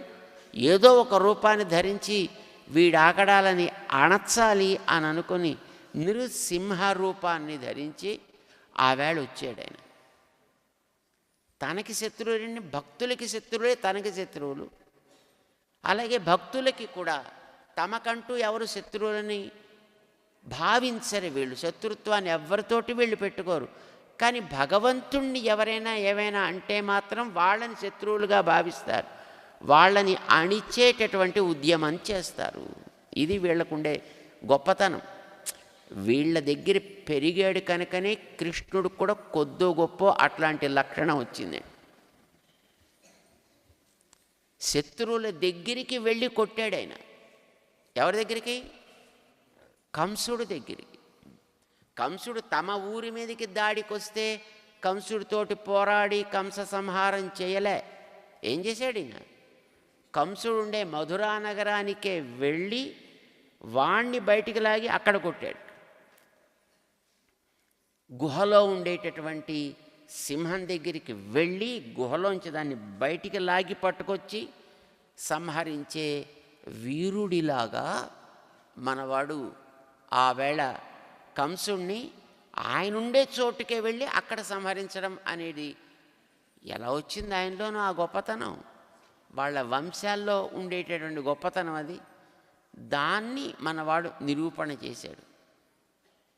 అయితే ఇలాగా నిష్కారణంగా తప్పు చేయని వాళ్ళని ఏదో దొరికాడు కదా అని చేసేయడమేంటి? వాడిని హింసించడమేనా? దానివల్ల పాపం రాదండి వీళ్ళకి. కుట్రం ఒன்று ఇల్లాద కోవలర్ అలా చేసినా వీళ్ళకేం దోషం రాదండి. తమకి ఏ ఆపద కలిగించకపోయినా భగవంతుణ్ణి వీళ్ళు నిందిస్తున్నారు కదా అని వాళ్ళ మీదకి దాడికి వెళ్ళి వాళ్ళ యొక్క పీచం అడంచినా వీళ్ళకి ఏ రకమైనటువంటి దోషము రాదు. ఎందుకని?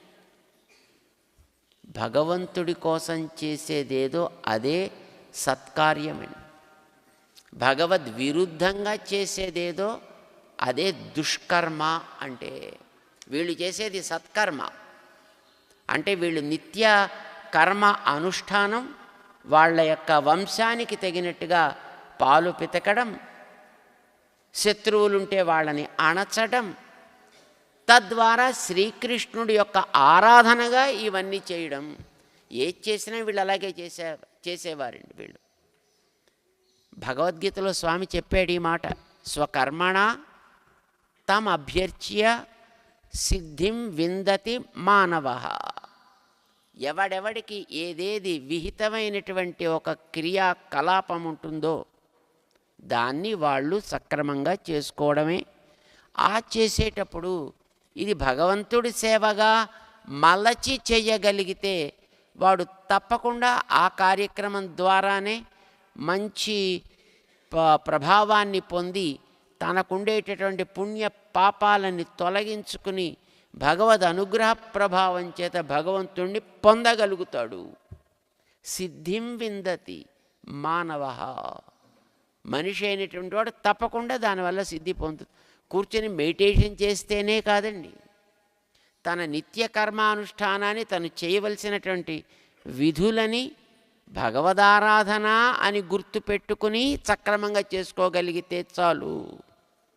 సిద్ధిం విందతి మానవ అని భగవద్గీతలో చివరి అధ్యాయంలోకి వెళ్ళాక చెప్పాడు భగవానుడు. ఇది మన గోపికలందరికీ కూడా చాలా చక్కగా అలవాటైనటువంటి ఆచారం. అది ఈవేళటి గోపిక దగ్గర మన వాళ్ళు దర్శింపచేస్తున్నారు. కట్టు కరవై కణంగళ్ పల కరందు, మంచి మంచి బలిష్టమైనటువంటి గోవుల యొక్క సమూహములని, ఎన్నెన్నో సమూహాలని చక్కగా పితకగలిగేటటువంటి మంచి కండబలం కలిగిన గోపాలురు, అలాంటి వాళ్ళ వంశానికి చెందిన దానివమ్మ నువ్వు. లోపల గోపికని లేపాలి కదా, ఆ లోపల గోపిక కోసం చెప్తున్నారన్నమాట ఇది. అంతేకాకుండా శత్రువులు దగ్గరికి వెళ్ళి వాళ్ళ యొక్క బలాన్నంతటినీ కూడా అణిచిపారవేసే అద్భుతమైనటువంటి ప్రభావం కలిగిన గొల్ల వంశానికి సంబంధించిన తల్లి నువ్వు. కుట్రము నిల్లాద కోవలరదం పొర్కొడి, ఏ రకమైనటువంటి దానివల్ల పాపము వీళ్ళకి అంటనే, నా కోసం అని చేస్తే కదండి వాడికి పాపం అంటేది, నా వల్ల అని చేస్తే పాపం అంటుతుంది. ఇప్పుడు మనకి కర్మ మన మీద పేరుకుంటూ ఉంటుంది అని అంటుంటారు కదండి. కర్మ ఎలా పేరుకుంటుంది మన మీద?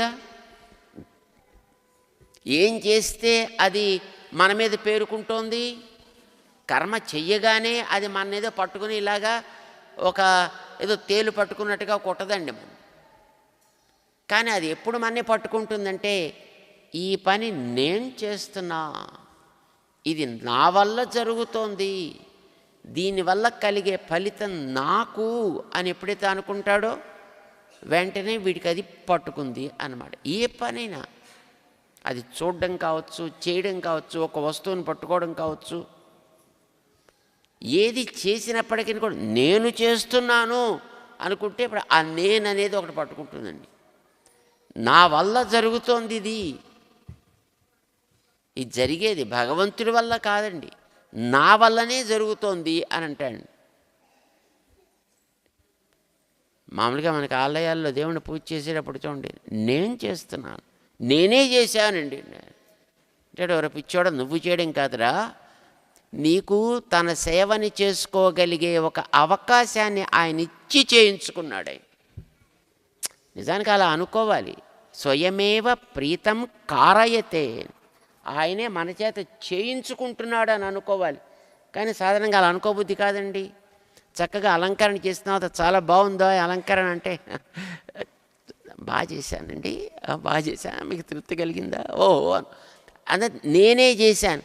నీ చేత అట్లాంటి సేవని చేయించుకున్నాడు పరమాత్మ. ఇలా అనుకుంటే ఆ కర్మ వీడికి చుట్టుకోదండి.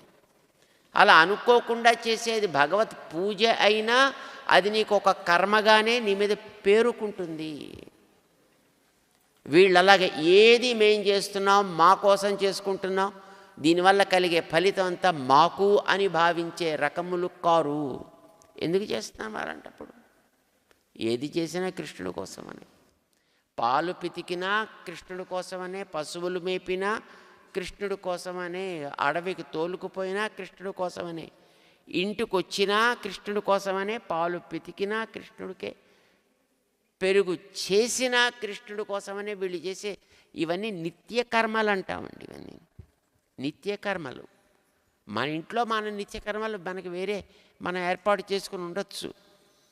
నిత్యకర్మలు ఏవైనప్పటికీ కూడా వాటిని ఆచరించేటప్పుడు ఏమని అనుకుని ఆచరించాలి, ఇదొక్కటి తెలుసుకుంటే చాలు. స్వకర్మణ తమభ్యర్చ్య, నువ్వు చేసేటటువంటి పనిని భగవద్ ఆరాధనగా మలచి చెయ్యాలి. ఇది మన వాళ్ళు చేసే పని. అంచేత వీళ్ళకి ఏ దోషము అంటదు, వీళ్ళ మీద ఏ కర్మ పేరుకొనదు. ఇది వీళ్ళ వంశం. ఆభిజాత్యం ఉంది ఈ పిల్లకి. వాళ్ళ వంశంలో మంచి బలం ఉంది, అంటే ప్రభావం ఉన్నటువంటి వంశం, పెద్ద కుటుంబం, మంచి గొప్పతనం. దాంతోపాటు అసలు వీళ్ళకి పశువులే సంపద కదండి. వీళ్ళకి బోల్డన్ని పశువులు ఉన్నాయి వీళ్ళకి. అలాంటి ఒక కుటుంబానికి చెందినటువంటి ఒక గోప బాలిక ఈవిడ. ఆ వంశానికి కోవలర్దం పొర్కొడి బంగారు తీగ. బంగారు తీగంటే సహజమైనటువంటి సౌందర్యం కలిగిన ఆమె. సాధారణంగా తీగలు ఎప్పుడు కూడాను మనకి లతలు ఉంటాయి కదా, ఒక చిన్న లతిక ఈవిడ. అంటే కాస్త మంచి వయస్సులో ఉండేటటువంటి పిల్ల అన్నమాట. సాధారణంగా ఏ లత పెరగాలన్నా దానికి ఏదైనా ఒక పట్టుకొమ్మ ఉంటే అది అందంగా పెరుగుతుంది. కింద పట్టుకొమ్మ కావాలి, పైన దానికి ఒక పెద్ద పందిరి వేయాలి. వేస్తే దీని మించి చక్కగా అలా పాకి చుట్టుకుంటూ పాకి పైనంతా వ్యాపించి అందమైనటువంటి పువ్వులో లేకపోతే కాయలో ఏది మనం దాని నుంచి ఆశిస్తామో వాటిని అది మనకి ప్రసాదిస్తుంది అన్నమాట. ఆ లత అంటే ఒక దాని మీద ఆధారపడి ఉండేది ఇది. ఈ గోపిక కూడా కృష్ణుడి మీద కృష్ణుడనే ఒక పట్టుకొమ్మకి ఆధారపడి ఉండే ఒక అందమైన లత. అందుకోసమనే ఈవిడ స్వాతంత్ర్యము అనేది ఈవిడికి ఏమీ లేదండి, స్వార్థం అనేది ఈవిడికి అంతకంటే లేదు. ఇవి రెండూ లేకుండా ఉండేటటువంటి ఒక అతి సహజమైనటువంటి స్వభావం కలిగినటువంటిది, భగవత్ పారార్థ్యము చక్కగా కలిగినటువంటి గోపబాలిక, పైగా బంగారు తీగ. ఇది విలువ కలిగినటువంటి ప్రభావం కలిగినటువంటి గొప్ప గోపిక అండి ఈవిడ. చాలా అందమైనటువంటి గోపిక. సరే, ఇది ఒక అందమైతే ఈవిడికి ఇంకా అందాలు ఉన్నాయండి ఈవిడికి.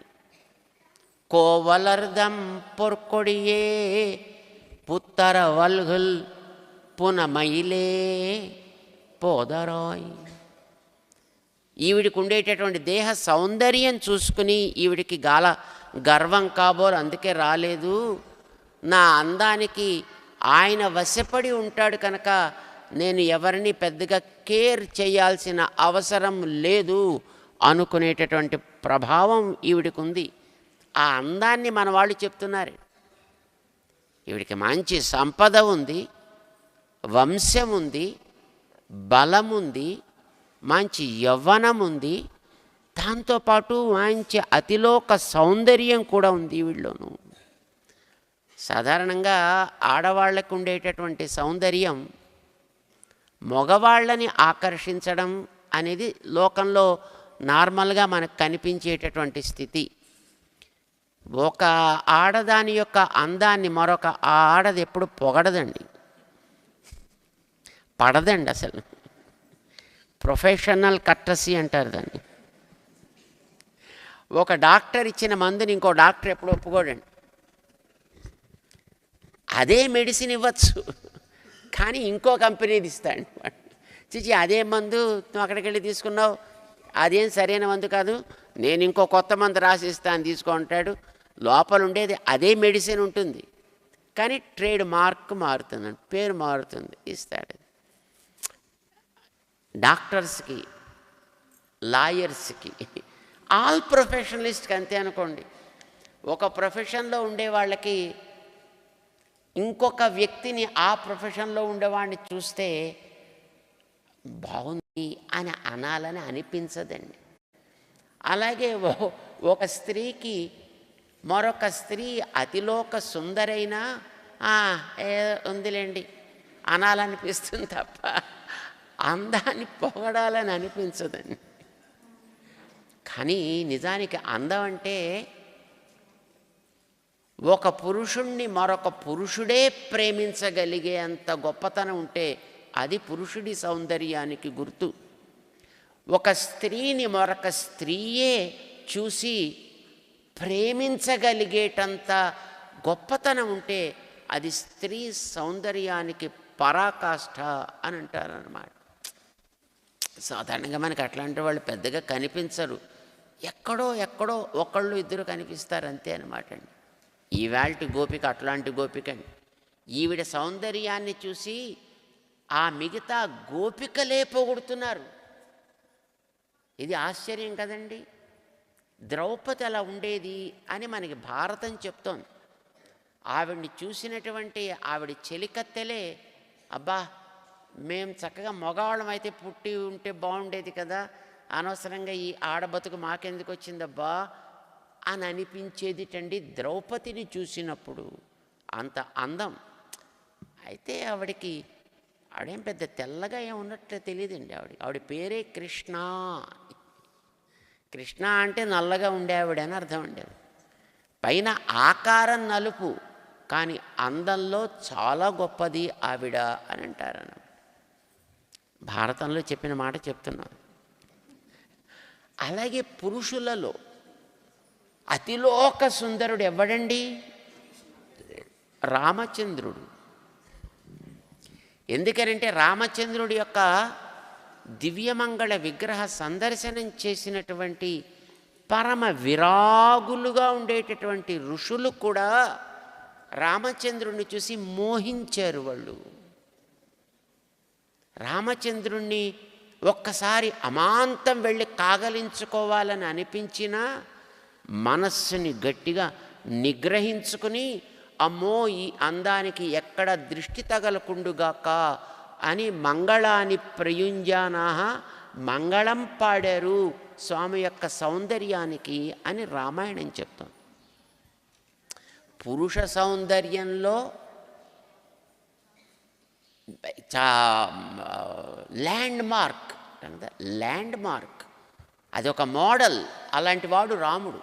స్త్రీ సౌందర్యంలో అట్లాంటి ల్యాండ్ మార్క్ ద్రౌపది. మిగతా వాళ్ళు అందంగా ఉంటారు. అందమైన వాళ్ళే, అందరూ అందమైన వాళ్ళే అనుకోండి. అని కాకి పిల్ల కాకి ముద్దని వాళ్ళకి వాళ్ళంతా అందమైన వాళ్ళు. కానీ లోకానికి అందరికీ అందమైనది అయితే ఒక ద్రౌపది మనకు కనిపిస్తుంది.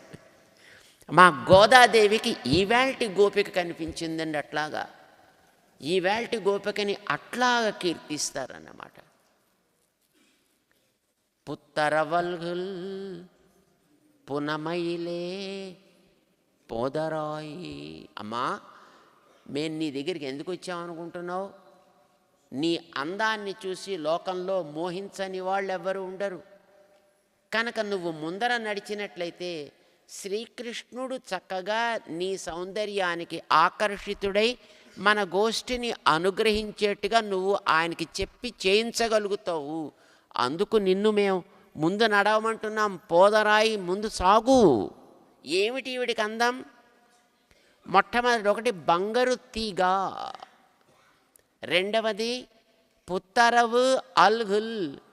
ఈవిడికి ఉండేటటువంటి ఆ సన్నటి నడుము, క్రింది భాగము దేహంలో కొంచెం చక్కగా విశాలంగా ఉండి, పైభాగం విశాలంగా ఉండి, మధ్యలో ఉండేటటువంటి నడుము ఉందో లేదో అన్నట్టు ఉంటుంది. ఆడవాళ్ళకి అలా ఉండేవాళ్ళ ఇదివరకు. ఇప్పుడు ఎలా ఉంటారో మాకు తెలియదు. అంటే విశాలమైనటువంటి క్రింది భాగము, విశాలమైనటువంటి ఊర్ధ్వభాగము రెండు కలిసి సాగుతున్నాయంటే ఓహో, బహుశా మధ్యలో నడువు కూడా ఏదో ఒకటి కనెక్షన్ లేకపోతే ఇవి రెండు ఇట్లా సాగవు కదా. కనుక బహుశా నడువు ఉంటుందని ఊహించాల్సినట్టుగా ఉంటుందిట. అలాగా పిడికిళ్ళలో కూడా ఇమ్మడకుండా ఉండే అంత సన్నగా ఉంటుందిటండి. అదేమిటో మీరే ఊహించుకోండి. ఈవిడ అందం అట్లాంటిదండి. పుత్తరవల్గుల్. ఈవిడికి ఉండేటటువంటి ఆ మంచి విశాలమైనటువంటి ఆ దేహ సౌందర్యం, తన పుట్టలో నిర్భయంగా ఉండేటటువంటి ఒక సర్పం తన దేహాన్నంతటిని ఇట్లాగా చుట్టగా చుట్టి తన యొక్క పడగలని ఆ చుట్ట మీద ఇట్లాగా విప్పార్చి ఉంటే ఎంత కాంతివంతంగా ఉంటుందో అట్లాంటి దేహకాంతి నీదమ్మా. అది బహుశా గోదాదేవి స్త్రీ కనుక ఆవిడ సౌందర్యాన్ని చక్కగా దర్శించి ఉంటుందండి. అందుకోసం వర్ణించింది. ఇక పైభాగాన్ని చూస్తే అందమైనటువంటి కేశం కలిగినటువంటి గోపిక ఈవేళటిదా. తన స్థానంలో నిర్భయంగా ఉండే చోట నెమలి తన పురి విప్పి నాట్యం ఆడుతుంటే ఎంత అందంగా ఉంటుందో అట్లాంటి దానివి నువ్వు. అయితే పురి విప్పలేదు ఇంకా. నెమలికి పురి విప్పినప్పుడు ఉండే అందం వేరు, పురి విప్పనప్పుడు ఉండే అందం వేరండి. 2 రకాలు ఉంటుంది. నెమలి పురి అంటే తెలిసిన తోక. ఆ నెమలికి మామూలుగా మన దగ్గర ఉండే నెమళ్ళకి పెద్దగా ఇక్కడ తోకలు కనిపించవండి. కానీ మనం బృందావనం లాంటి చోటుకి వెడితే, రాజస్థాన్ ప్రాంతానికి వెడితే అక్కడ నెమళ్ళు ఉంటాయండి.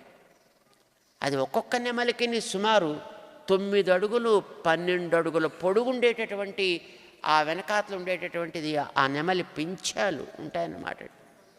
మనం రోడ్ల మీద వెడుతుంటేనే అవి రోడ్ల మీద ఇటు అటు తిరుగుతుంటే భలే అందంగా ఉంటుందండి చూడడానికి. నెమలి పింఛంలాగా ఏదో అది పురి విప్పినట్టుగా ఇలా ఉంటే అదేమందమండి, అది అందం. అదేదో పూతనా సౌందర్యంలాగా ఏదో ఇంతలా ఉండనుకోండి, ఇలాగా పురి విప్పి ఆ అందాన్ని వర్ణించట్లేదు మన గోదాదేవి. బాగా పొడవుగా ఉండేటటువంటి సౌందర్యం. ఇది ఎలా ఉంటుంది అనేది ఎప్పుడో ఒకసారి మా చిన్నప్పుడు చూసామండి టీవీలో. షాంపూ ఒక అడ్వర్టైజ్మెంట్ ఇచ్చేటప్పుడు మేము చూసామన్నమాట. ఏదో షాంపూ అని చెప్పిన ఆ తొట్టెలో బాగా షాంపూ పోసుకొని బాగా రుద్దేసుకుని అందులోంచి ఒక్కసారి అలా బయటికి గెంటితే ఆ వెనకాల జుట్టంతా ఇలాగా అలా అలా అలా అలా అలా అలా అలా అలా అలా తరంగిస్తే, అబ్బా ఏమిటి ఈ షాంపూ ఇంతలా పనిచేస్తుందా, ఇంత జుట్టు వచ్చేస్తుందా, ఇంతలా అలా అలా అలా అలా అలాగా నదీ తరంగాల్లాగా అలా వికసిస్తూ విహరిస్తూ ఉండేటట్లుగా ఉంటుందా అని అనిపించి మన్నాడు ఆ షాపులో ఇంకా ఒక సీట దొరకకుండా మొత్తం అంతా కొనేసుకుంటారు.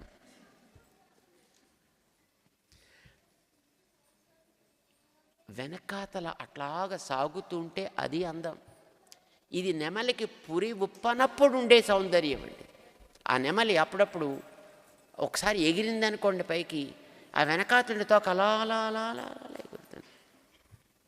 మాకు చిన్నప్పుడు ఒకసారి ఆ టీవీలో ఆ ప్రకటన చూసి ఆవిడ తొట్టిలోంచి టక్కుమని బయటికి గెంతినప్పుడు ఇలా ఆడుతుంటే అప్పుడు మాకు తిరుపావై ఈ పవసరం జ్ఞాపకం వచ్చింది. ఓహో పునమయిల్ అంటే ఇది కాబోలు అని అనిపించిందండి అప్పుడు.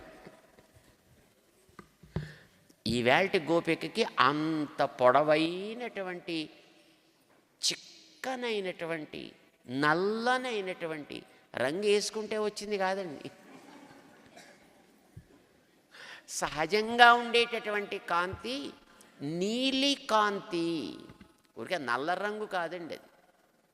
అది ఒక నీలి వర్ణంతో, టర్క్వాయిస్ అంటారు దాన్ని మనకి ఇంగ్లీష్లో.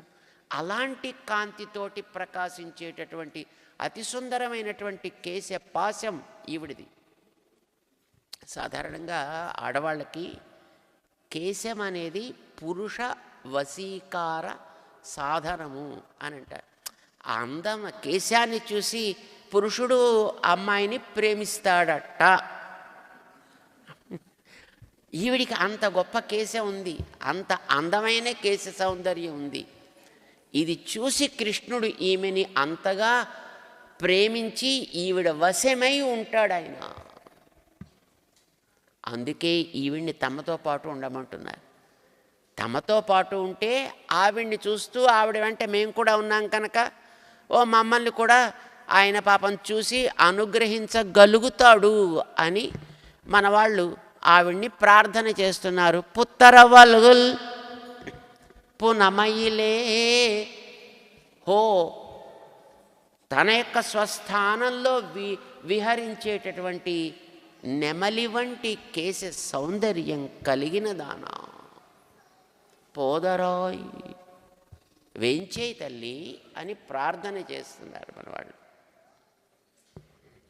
ఇది ఒక అద్భుతమైనటువంటి సౌందర్యం అండి ఈవేళ పిల్లకి.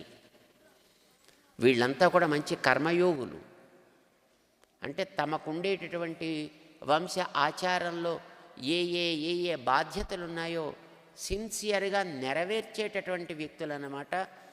తమ యొక్క కర్తవ్యాలను ఎప్పుడు కూడా విస్మరించని ప్రవృత్తి కలిగిన వాళ్ళు. భగవంతుడు కూడా కోరుకునేది మన నుంచి అదే కదండి. మనకుండే బాధ్యతల్ని మనం సవ్యంగా చూసుకోవాలి. కానీ ఈ బాధ్యతలన్నీ కూడా ఆయన కోసం చేయాలి. రామాయణంలో తల్లి పిల్లని పాలిచ్చేదిటండి. ఆవులు దూడకి పాలిచ్చేవిట. మిగతా వాళ్ళు వాళ్ళ పనులు చేసేవారు. తల్లి తన పిల్లకి పాలిచ్చేటప్పుడు ఈమె నా పిల్ల కదా, నా ప్రేమ పాత్ర అని పాలిచ్చేది కాదుటండి. మరి ఎందుకు ఇచ్చేదండి? ఈ పిల్లకి తను కనుక పాలిచ్చి పెంచకపోతే, ఆ పిల్ల ఆకలితోటి కనుక నకనకలాడితే, చిక్కిపోతే, ఏడిస్తే, ఈవిడ ఏడుపు చూసి రాముడి ముఖం కందిపోతుంది, రాముడికి బాధ వేస్తుంది. రాముడికి బాధ వేయకూడదంటే ఈ పిల్లని మనం జాగ్రత్తగా చూసుకోవాలి.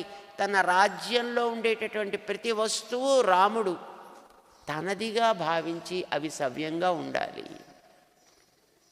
తాను జాగ్రత్తగా చూడాల్సినటువంటి ఆ చిన్నారి శిశువుని ఈ తల్లి చాలా జాగ్రత్తగా చూసుకుంటోంది కనుక నా బాధ్యతని ఆవిడ కొంత షేర్ చేసుకుంది, ఆ పిల్లని సవ్యంగా చూసుకుంటోంది అని ఆనందించేవాడు.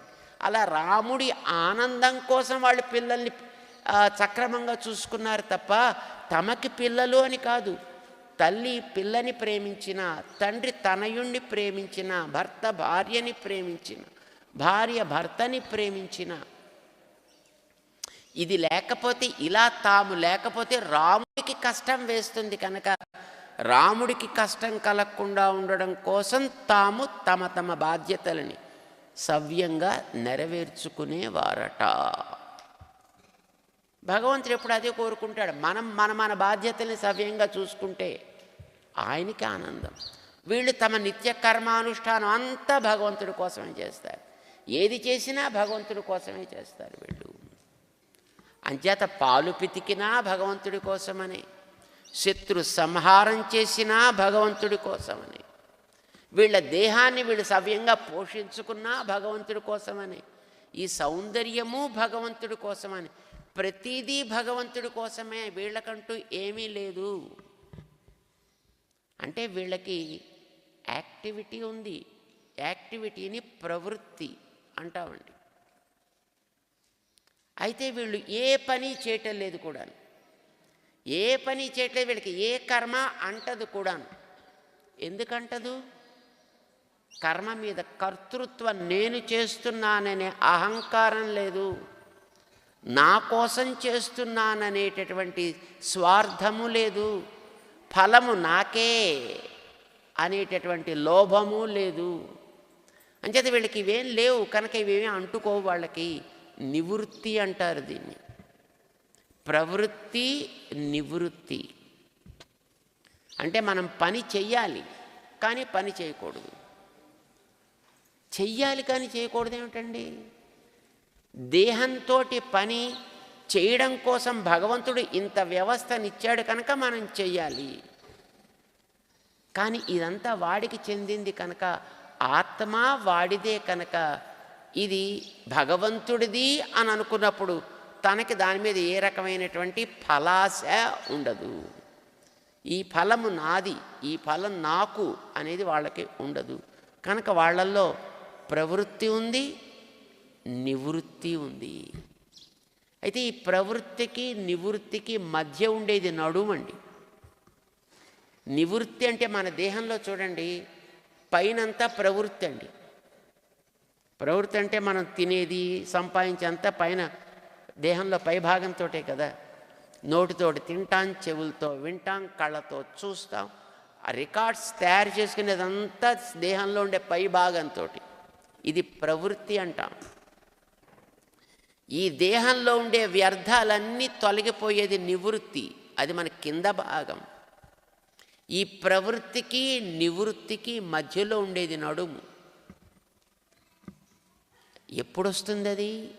అది ఉందో లేదో మనకి తెలియనట్లుగా ఉండాలి. దానికే విరాగము అని పేరు పెట్టారు.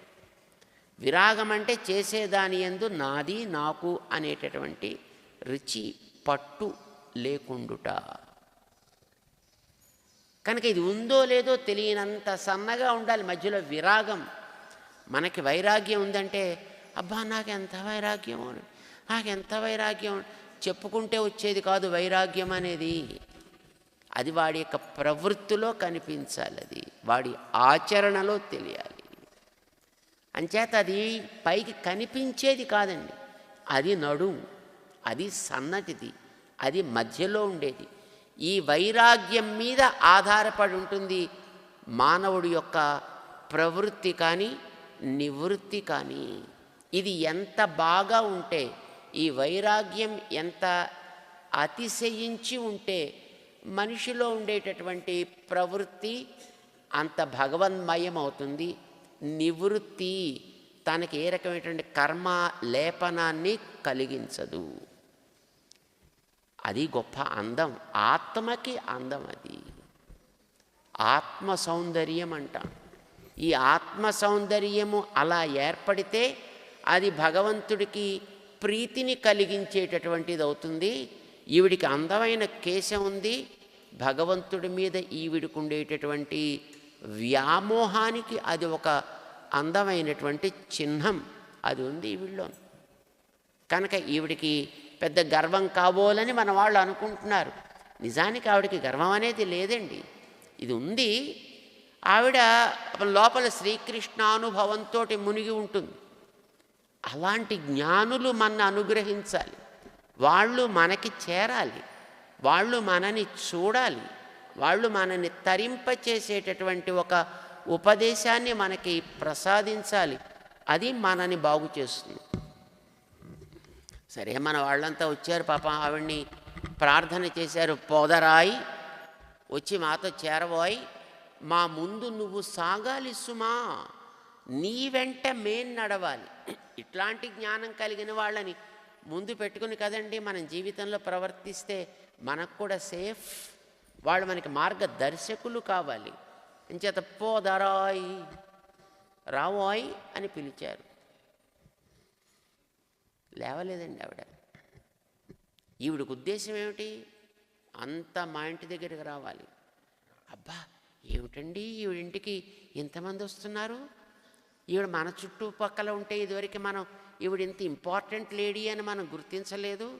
అబ్బో ప్రతి వాళ్ళు ఎవరు చూసినా వీళ్ళింటికి, ఎవరు చూసినా వీళ్ళింటికి, ఎవరు చూసినా వీళ్ళింటికి వస్తున్నారంటే ఇంత ఇంపార్టెన్స్ ఉంటుందా ఈవిడికి అని అనుకోవాలనే మనస్తత్వం ఈ గోపికకి ఉన్నట్టుంది అని మన వాళ్ళ భావన. అందుకోసం చెప్తున్నారు, తల్లి సుత్తత్తు తోழிమార్ ఎల్లాரும் வந்து నిన్ ముత్తం పుహుందు ముగిల్వണ്ണన్ పేర్ పాడ. ఈవిడికి ఈ ఊళ్ళో అందరూ బంధువులేనండి, చుట్టాలు పక్కాలు. ఊళ్ళో అందరూ ఏదో రకమైనటువంటి బీరకాయ పీసు సంబంధం ఈవిడితో ఉందండి. అందరికీ ఈవిడంటే ఇష్టమేనండి, అందరూ ఈవిడిని కోరుకుంటారు. కనుక సుత్తత్తు తోழிమార్ చుట్టుపక్కల ఉండేవాళ్ళు, తోழிమార్ నీకు ప్రీతిపాత్రమైనటువంటి నీ సఖీ జనం అందరూ ఎల్లారం వందు. ఎందుకంటే నువ్వు లేచి రాలేదు కదా, నిజానికి నువ్వు మా ముందుండి మమ్మల్ని నడపాల్సింది, మేమంతా నీ దగ్గరికి వచ్చేసాం, అందరం వచ్చేసాం. ఎల్లారం వందు నిన్ ముత్తం పుగు, నీ ముంగిట చేరామమ్మా. ఎందుకని? ఇది కృష్ణుడికి స్థానం. ఇది ఆయన ఉండేది ఎక్కడ? నీ ముంగిట ఆటలాడుతూ ఉంటాడు, నీ అనుగ్రహం కోసం ప్రాకులాడుతూ ఉంటాడు. అందుకోసం మేము వచ్చాం. మేము భగవంతుడు మాకేదో ఉద్ధరిస్తాడని మేము అనుకోవట్లే, నీ అనుగ్రహం కలిగితే ఆయన అనుగ్రహం ఆటోమేటిక్గా వస్తుంది. ఇప్పుడు శ్రీకృష్ణుడు ఈవిని ఎందుకు వీళ్ళ ఇంటి ముంగిట ఎందుకు ఆటలాడుతూ ఉంటాడంటే, ఈవిడ ఎప్పుడైనా ఒక్కసారి అట్లాగా ఆయన కేసి చూస్తే అమ్మా నేను తరించాను, అబ్బా నేను బాగుపడ్డాను అనుకుంటాటండి ఆయన. అలా అనుకోనేట్టు చెయ్యగలిగిన యోగ్యత ఈవిడికి ఉంది కనుక మేము నీ దగ్గరికి వచ్చి పట్టుకున్నామయ్యా, నీ ముంగిట మేము ప్రాకులు అడుగుతున్నామయ్యా. నీ కోసం ఆయన చూసేటప్పుడు నువ్వు ఒక్కసారి మమ్మల్ని చూసి కృష్ణుడు నీ దగ్గరికి వచ్చినప్పుడు, ఏ కన్నయ్య చూడు ఒకసారి వీళ్ళంతా మా వాళ్ళే అన్నావనుకో, బస్ ఇంకా మేమేం చేయాల్సిన అవసరం ఉండదు. నీ మాటని పట్టే ఆయన మమ్మల్ని కూడా అనుగ్రహిస్తాడు. అందుకే నీ ముంగిటకు వచ్చాము. నిన్ముత్తం పుగుందు, పైగా వచ్చి మేమేం చేస్తున్నాం? నువ్వు నెమలివి. నెమలికి ఏదంటే ఆనందం? నీలి మబ్బులంటే దానికి చాలా ఆనందమే. ఆకాశంలో నీలి మబ్బులు ఒక్కసారి వ్యాపించాయి అంటే నెమళ్ళకి మంచి ఆనందంతో క్రేకారావాన్ని చేస్తాయి, పురివిప్పి నాట్యమాడతాయి. నువ్వు నెమలివి. మేమేం చేస్తున్నాం? ముగిల్వണ്ണన్ పేర్పాడ, మేఘ సౌందర్యం కలిగినటువంటి దివ్యమంగళ విగ్రహం మన స్వామిది. మరి ఆయన పేరు చెప్పితే నువ్వు వెంటనే ఒక్కసారి ఆడాలా వద్దా? మా ముందు వచ్చి నిలవాలా వద్దా? వింటున్నావా లేదా? సిత్తాదే పేశాదే, ఉలుకు లేదు పలుకు లేదు. చాలా గొప్పదాని తల్లి. మాటైనా మాట్లాడాలి, పోనీ కదలనైనా కదలాలి. రెండూ లేవు, ఉలుకు లేదు పలుకు లేదు. ఏమి కారణం?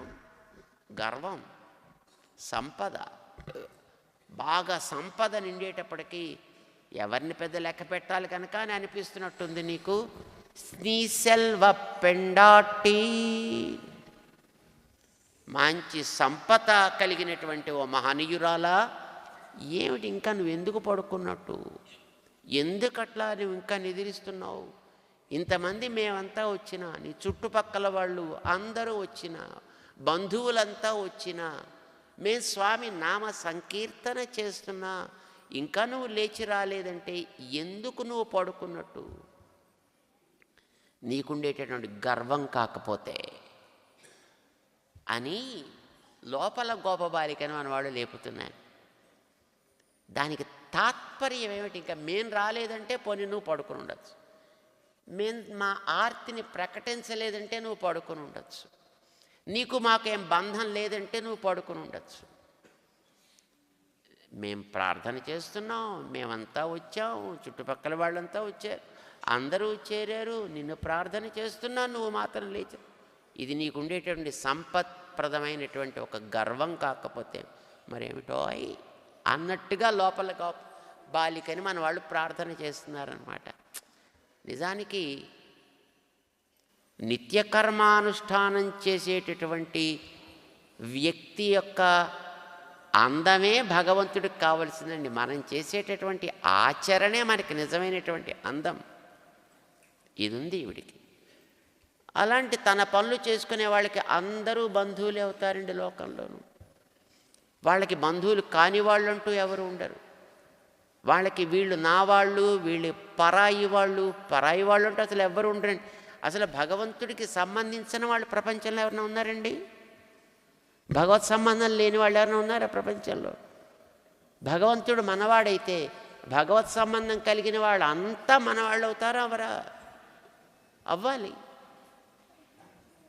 అంచేత ఈ గోపిక అట్లాంటి మంచి కర్మానుష్ఠానం కలిగినటువంటి ఒక గొప్ప జ్ఞాని.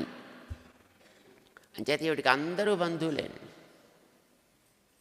మన వాళ్ళు అందరూ వచ్చి ఇక్కడ ఆ స్వామి నామాన్ని పాడేటప్పటికీ ఆవిడకు ఉండేటటువంటి స్థితి భగవంతుని అలా భావన చేసుకుంటూ, నిజమైనటువంటి సంపద అదే కదండి. మనకు ఉండేటువంటి పైసలు, మనకు ఉండేటటువంటి భవనాలు, మనకుండే వాహనాలు, ఇతర సంపదలన్నీ ఒకనాడు వస్తాయి, ఒకనాడు పోతాయి. కానీ తరగని సంపద, పెరుగుతుండే సంపద, అది నిజమైనటువంటి భగవత్ సంపద, భగవద్భక్తులతోటి కలిసి ఉండేటువంటి సంపద కదా. అది నీకు అతిశయించి ఉంది. భగవత్ కైంకర్యం అనేటటువంటి ఉత్తమ సంపద కలిగిన హే గోపబాలిక, లేచి రా తల్లి, మేమంతా వచ్చాం కదా అని ఈవేళటి గోపిక మంచి కర్మానుష్ఠానంలో ఆరితేరినటువంటి ఒక గోపిక. కృష్ణుడికి అలాంటి వాళ్ళంటే నిజానికి ఇష్టమండి. అది కలిగినటువంటి జనకుడు ఒక గొప్ప చక్రవర్తి, ఒక మహారాజు. ఆయన 3వ అధ్యాయంలో భగవద్గీతలో ఆయన ఉపదేశం చేస్తూ కర్మణైవ హి సంసిద్ధిమాస్థితాః జనకాదయః.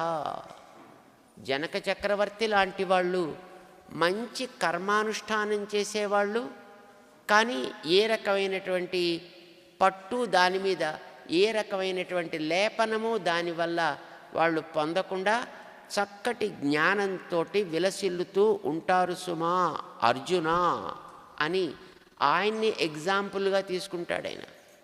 మిగతా ఇంకా ఎవరిని కూడా పెద్దగా ఆయన ప్రస్తావన చేయలే, కానీ మంచి కర్మ నిష్ఠ కలిగినటువంటి జనకుణ్ణి మాత్రం ప్రశంసిస్తారు. ఈవేళటి గోపిక అట్లాంటిది కనుక మంచి కర్మ ఆచరణ చేసే సత్సంపద, దానికి తగినటువంటి మంచి జ్ఞాన సంపద కలిగినటువంటి ఆమె ఈవేళటి గోపిక. నిన్న మనం అనుకున్నాం, ఎవరికైతే మంచి జ్ఞానం ఉంటుందో, ఎవరికైతే చక్కటి ఆచరణ ఉంటుందో అలాంటి వాళ్ళనే భగవంతుడు ప్రేమిస్తాడు. అలాంటి వాళ్ళ సాన్నిధ్యంలోనే భగవంతుడు మనకి లభిస్తాడు. అలాంటి వాళ్ళని ఏం పేరు పెట్టి మనం పిలుస్తాము? జ్ఞానము నిలకడగా కలిగిన వ్యక్తులు, నిలకడగా ఉండే జ్ఞానమున్న వ్యక్తులు, స్థిత ప్రజ్ఞులు అని అంటాం మనం. ఈ స్థిత ప్రజ్ఞతలో 2వ దశలో ఉండేటటువంటి గోపబాలికండి ఈవేళటి గోపబాలిక. మొన్నటి దినాన పరిపాకం చెందినటువంటి ఒక గోపికని మనం పరిచయం చేసుకున్నాం.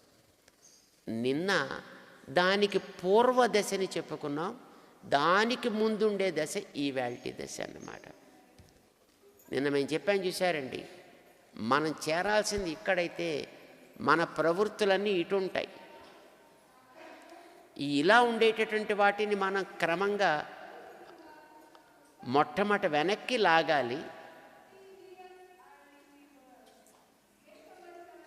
ఆ వెనక్కి లాగిన దాన్ని క్రమంగా పక్కకి తిప్పాలి. అప్పుడు మెల్లిగా వెనక్కి నడపాలి. అప్పుడు ఆత్మతోటి చేరేటట్టు చేయాలి. ఇది 4 దశలు అని మనం చెప్పుకున్నాం. అందులో అలా చేరిపోయినప్పుడు చుట్టూ ఏదున్నా అసలు వాటికి సంబంధించినటువంటి ప్రమేయం వాళ్ళకు ఉండదు. అంత దశ ఏర్పడాలంటే దానికేసి నిరంతర సాధన సాగాలి. అది నిన్నటి గోపిని లేపినప్పుడు నోత్తు సువర్గం పూగిన్రా, అందులోకి ప్రవేశిస్తూ ఉండే దశ. దాని దగ్గరికి చేరాలంటే ముందర దీన్ని వెనక్కి తిప్పాలి. అంటే చేసేటటువంటి కర్మలు ఆచరిస్తాడు, కానీ వాటి పట్టు వాడికి ఉండకుండా ఉంటుంది. అది ఈవేళటి గోపిక స్థితప్రజ్ఞ దశలో 2వ దశ. సర్వత్ర అనభిస్నేహ తత్తత్ప్రాప్య శుభ అశుభం నాభినందతి నద్వేష్టి తస్య ప్రజ్ఞా ప్రతిష్ఠిత అంటాడు 2వ అధ్యాయంలో స్థితప్రజ్ఞుడి యొక్క దశని తెలియచేస్తూ. మొదటి దశ అంటే వెనక్కి లాగే దశ, 2వ దశ లాగి వెనక్కి తిప్పిన దశ అన్నమాట. ఈవేళటి గోపిక కర్మ చేస్తున్నా దానివైపు దృష్టి ఉండదు, పనులు జరుగుతున్నా వాటిని వీళ్ళు పట్టించుకోరు, సంపదలున్నా ఇవి మావి అని వాళ్ళు అనుకోరు, ఇవన్నీ ఆయనవి, ఇవన్నీ ఆయనకి సంబంధించింది. అలాంటి ఒక మంచి నిష్ఠ కలిగినటువంటి గోపికని ఈవేళ మన ఆండాళ్ళ తల్లి మేల్కొల్పి తమతో పాటు చేరమని ప్రార్థన చేస్తే ఆ గోపిక లేచి వచ్చింది. ఈవేళ నుంచి 5 రోజుల పాటు పెద్దల ద్వారా మనం విని మననము చేసే దశ ఒక 5 పాటలు ఒక ప్యాకేజ్ అయితే, ఈవేళ నుంచి మనం చెయ్యాల్సినటువంటి అనుష్ఠానపు రీతి ఎట్లా ఉంటుంది ఒక 5 పాటల్లో ఇది ఒక ప్యాకేజ్. అందులో ఈవేళది మొదటి పాట, మొదటి గోపిక. ఈవిడ 6వ గోపిక. ఈవిడ్ని లేపారు, వీళ్ళతో పాటు చేరింది, వీళ్ళ గోష్ఠి ముందుకి సాగుతుంది. ఇంకా ఒక 4 ఇంకా ఈ గోష్ఠిలో చేరకుండా ఉంటే వాళ్ళ దగ్గరికి వెళ్ళి మెల్లిగా వాళ్ళని కూడా ఒక్కొక్కరిని లేపుకుంటూ ఆండాళ్ళ తల్లి శ్రీకృష్ణ భవనం వైపు సాగాలి. ఈవేళ ఈ 11వ పాటల్లో ఈ గోపికని మనవాళ్ళు లేపి తమ గోష్ఠిని క్రమంగా పరిపూర్ణం చేసుకునేటటువంటి ఉద్యమంలో ముందుకు సాగుతున్నారు. ఒకసారి పాసురాన్ని అని మనం తీర్థగోష్ఠిని చేసుకుందాం. கற்று கரவை கணங்கள் பல கறந்து செத்தார் திரளழிய சென்று செரு செய்யும் குற்றமொன்னில்லாத கோவலருதம் பொற்கொடியே புத்தரவல்குல் புனமையிலே போதராய் சுத்தத்து தோழிமாரெல்லாரும் வந்து நின்முத்தம் புகுந்து முகில்வண்ணன் பேர்பாட சித்தாதே பேசாதே செல்வ பெண்டாட்டி நீ எத்து குரங்கும் பொருளே. స్వామి బోధానంద గోసేవ ఆశ్రమం సైథాపూర్. జ్యోతిష్యం, వాస్తుశాస్త్రం మన పూర్వీకులు మనకిచ్చిన వరం. దుర్గాదేవి, కాలభైరవ ఉపాసనతో వాక్సిద్ధి పొందిన శ్రీ శ్రీ బోధానందగిరి స్వామివారు మీకు ఎలాంటి సమస్యలున్నా, వాటిలో ముఖ్యంగా ధన నష్టం, ఆరోగ్య నష్టం, భార్యాభర్తల మధ్య గొడవలు, ప్రేమించుకున్న వారు దూరం అవడం, ఎన్ని సంబంధాలు వచ్చినా పెళ్లి ముడి పడకపోవడం, రోడ్డు ప్రమాదాలు, అప్పుల బాధలు, వ్యవసాయంలో నష్టాలు, పెద్దల మాట పిల్లలు వినకపోవడం, ఆరోగ్య శాంతి, గృహశాంతి, మనశ్శాంతి లేకపోవడం, ఇలాంటి సమస్యలు ఉన్నట్లయితే ఒక్కసారి స్వామీజీని కలవండి. మీ సమస్యలకు తగిన పరిష్కారాన్ని పొందండి. అంతేకాక అన్ని రకాల వ్యాధులకు గోపంచగవ్య మరియు మూలికా వైద్యం చేయబడును. నమ్మకంతో రండి, ఆయురారోగ్యాలతో వర్ధిల్లండి. మా అడ్రస్ స్వామి బోధానంద గోసేవ ఆశ్రమం సైథాపూర్, వీరభద్రస్వామి గుడి దగ్గర, యాదగిరిగుట్ట. సంప్రదించవలసిన నెంబర్ 9849213754 మరియు 9618034138.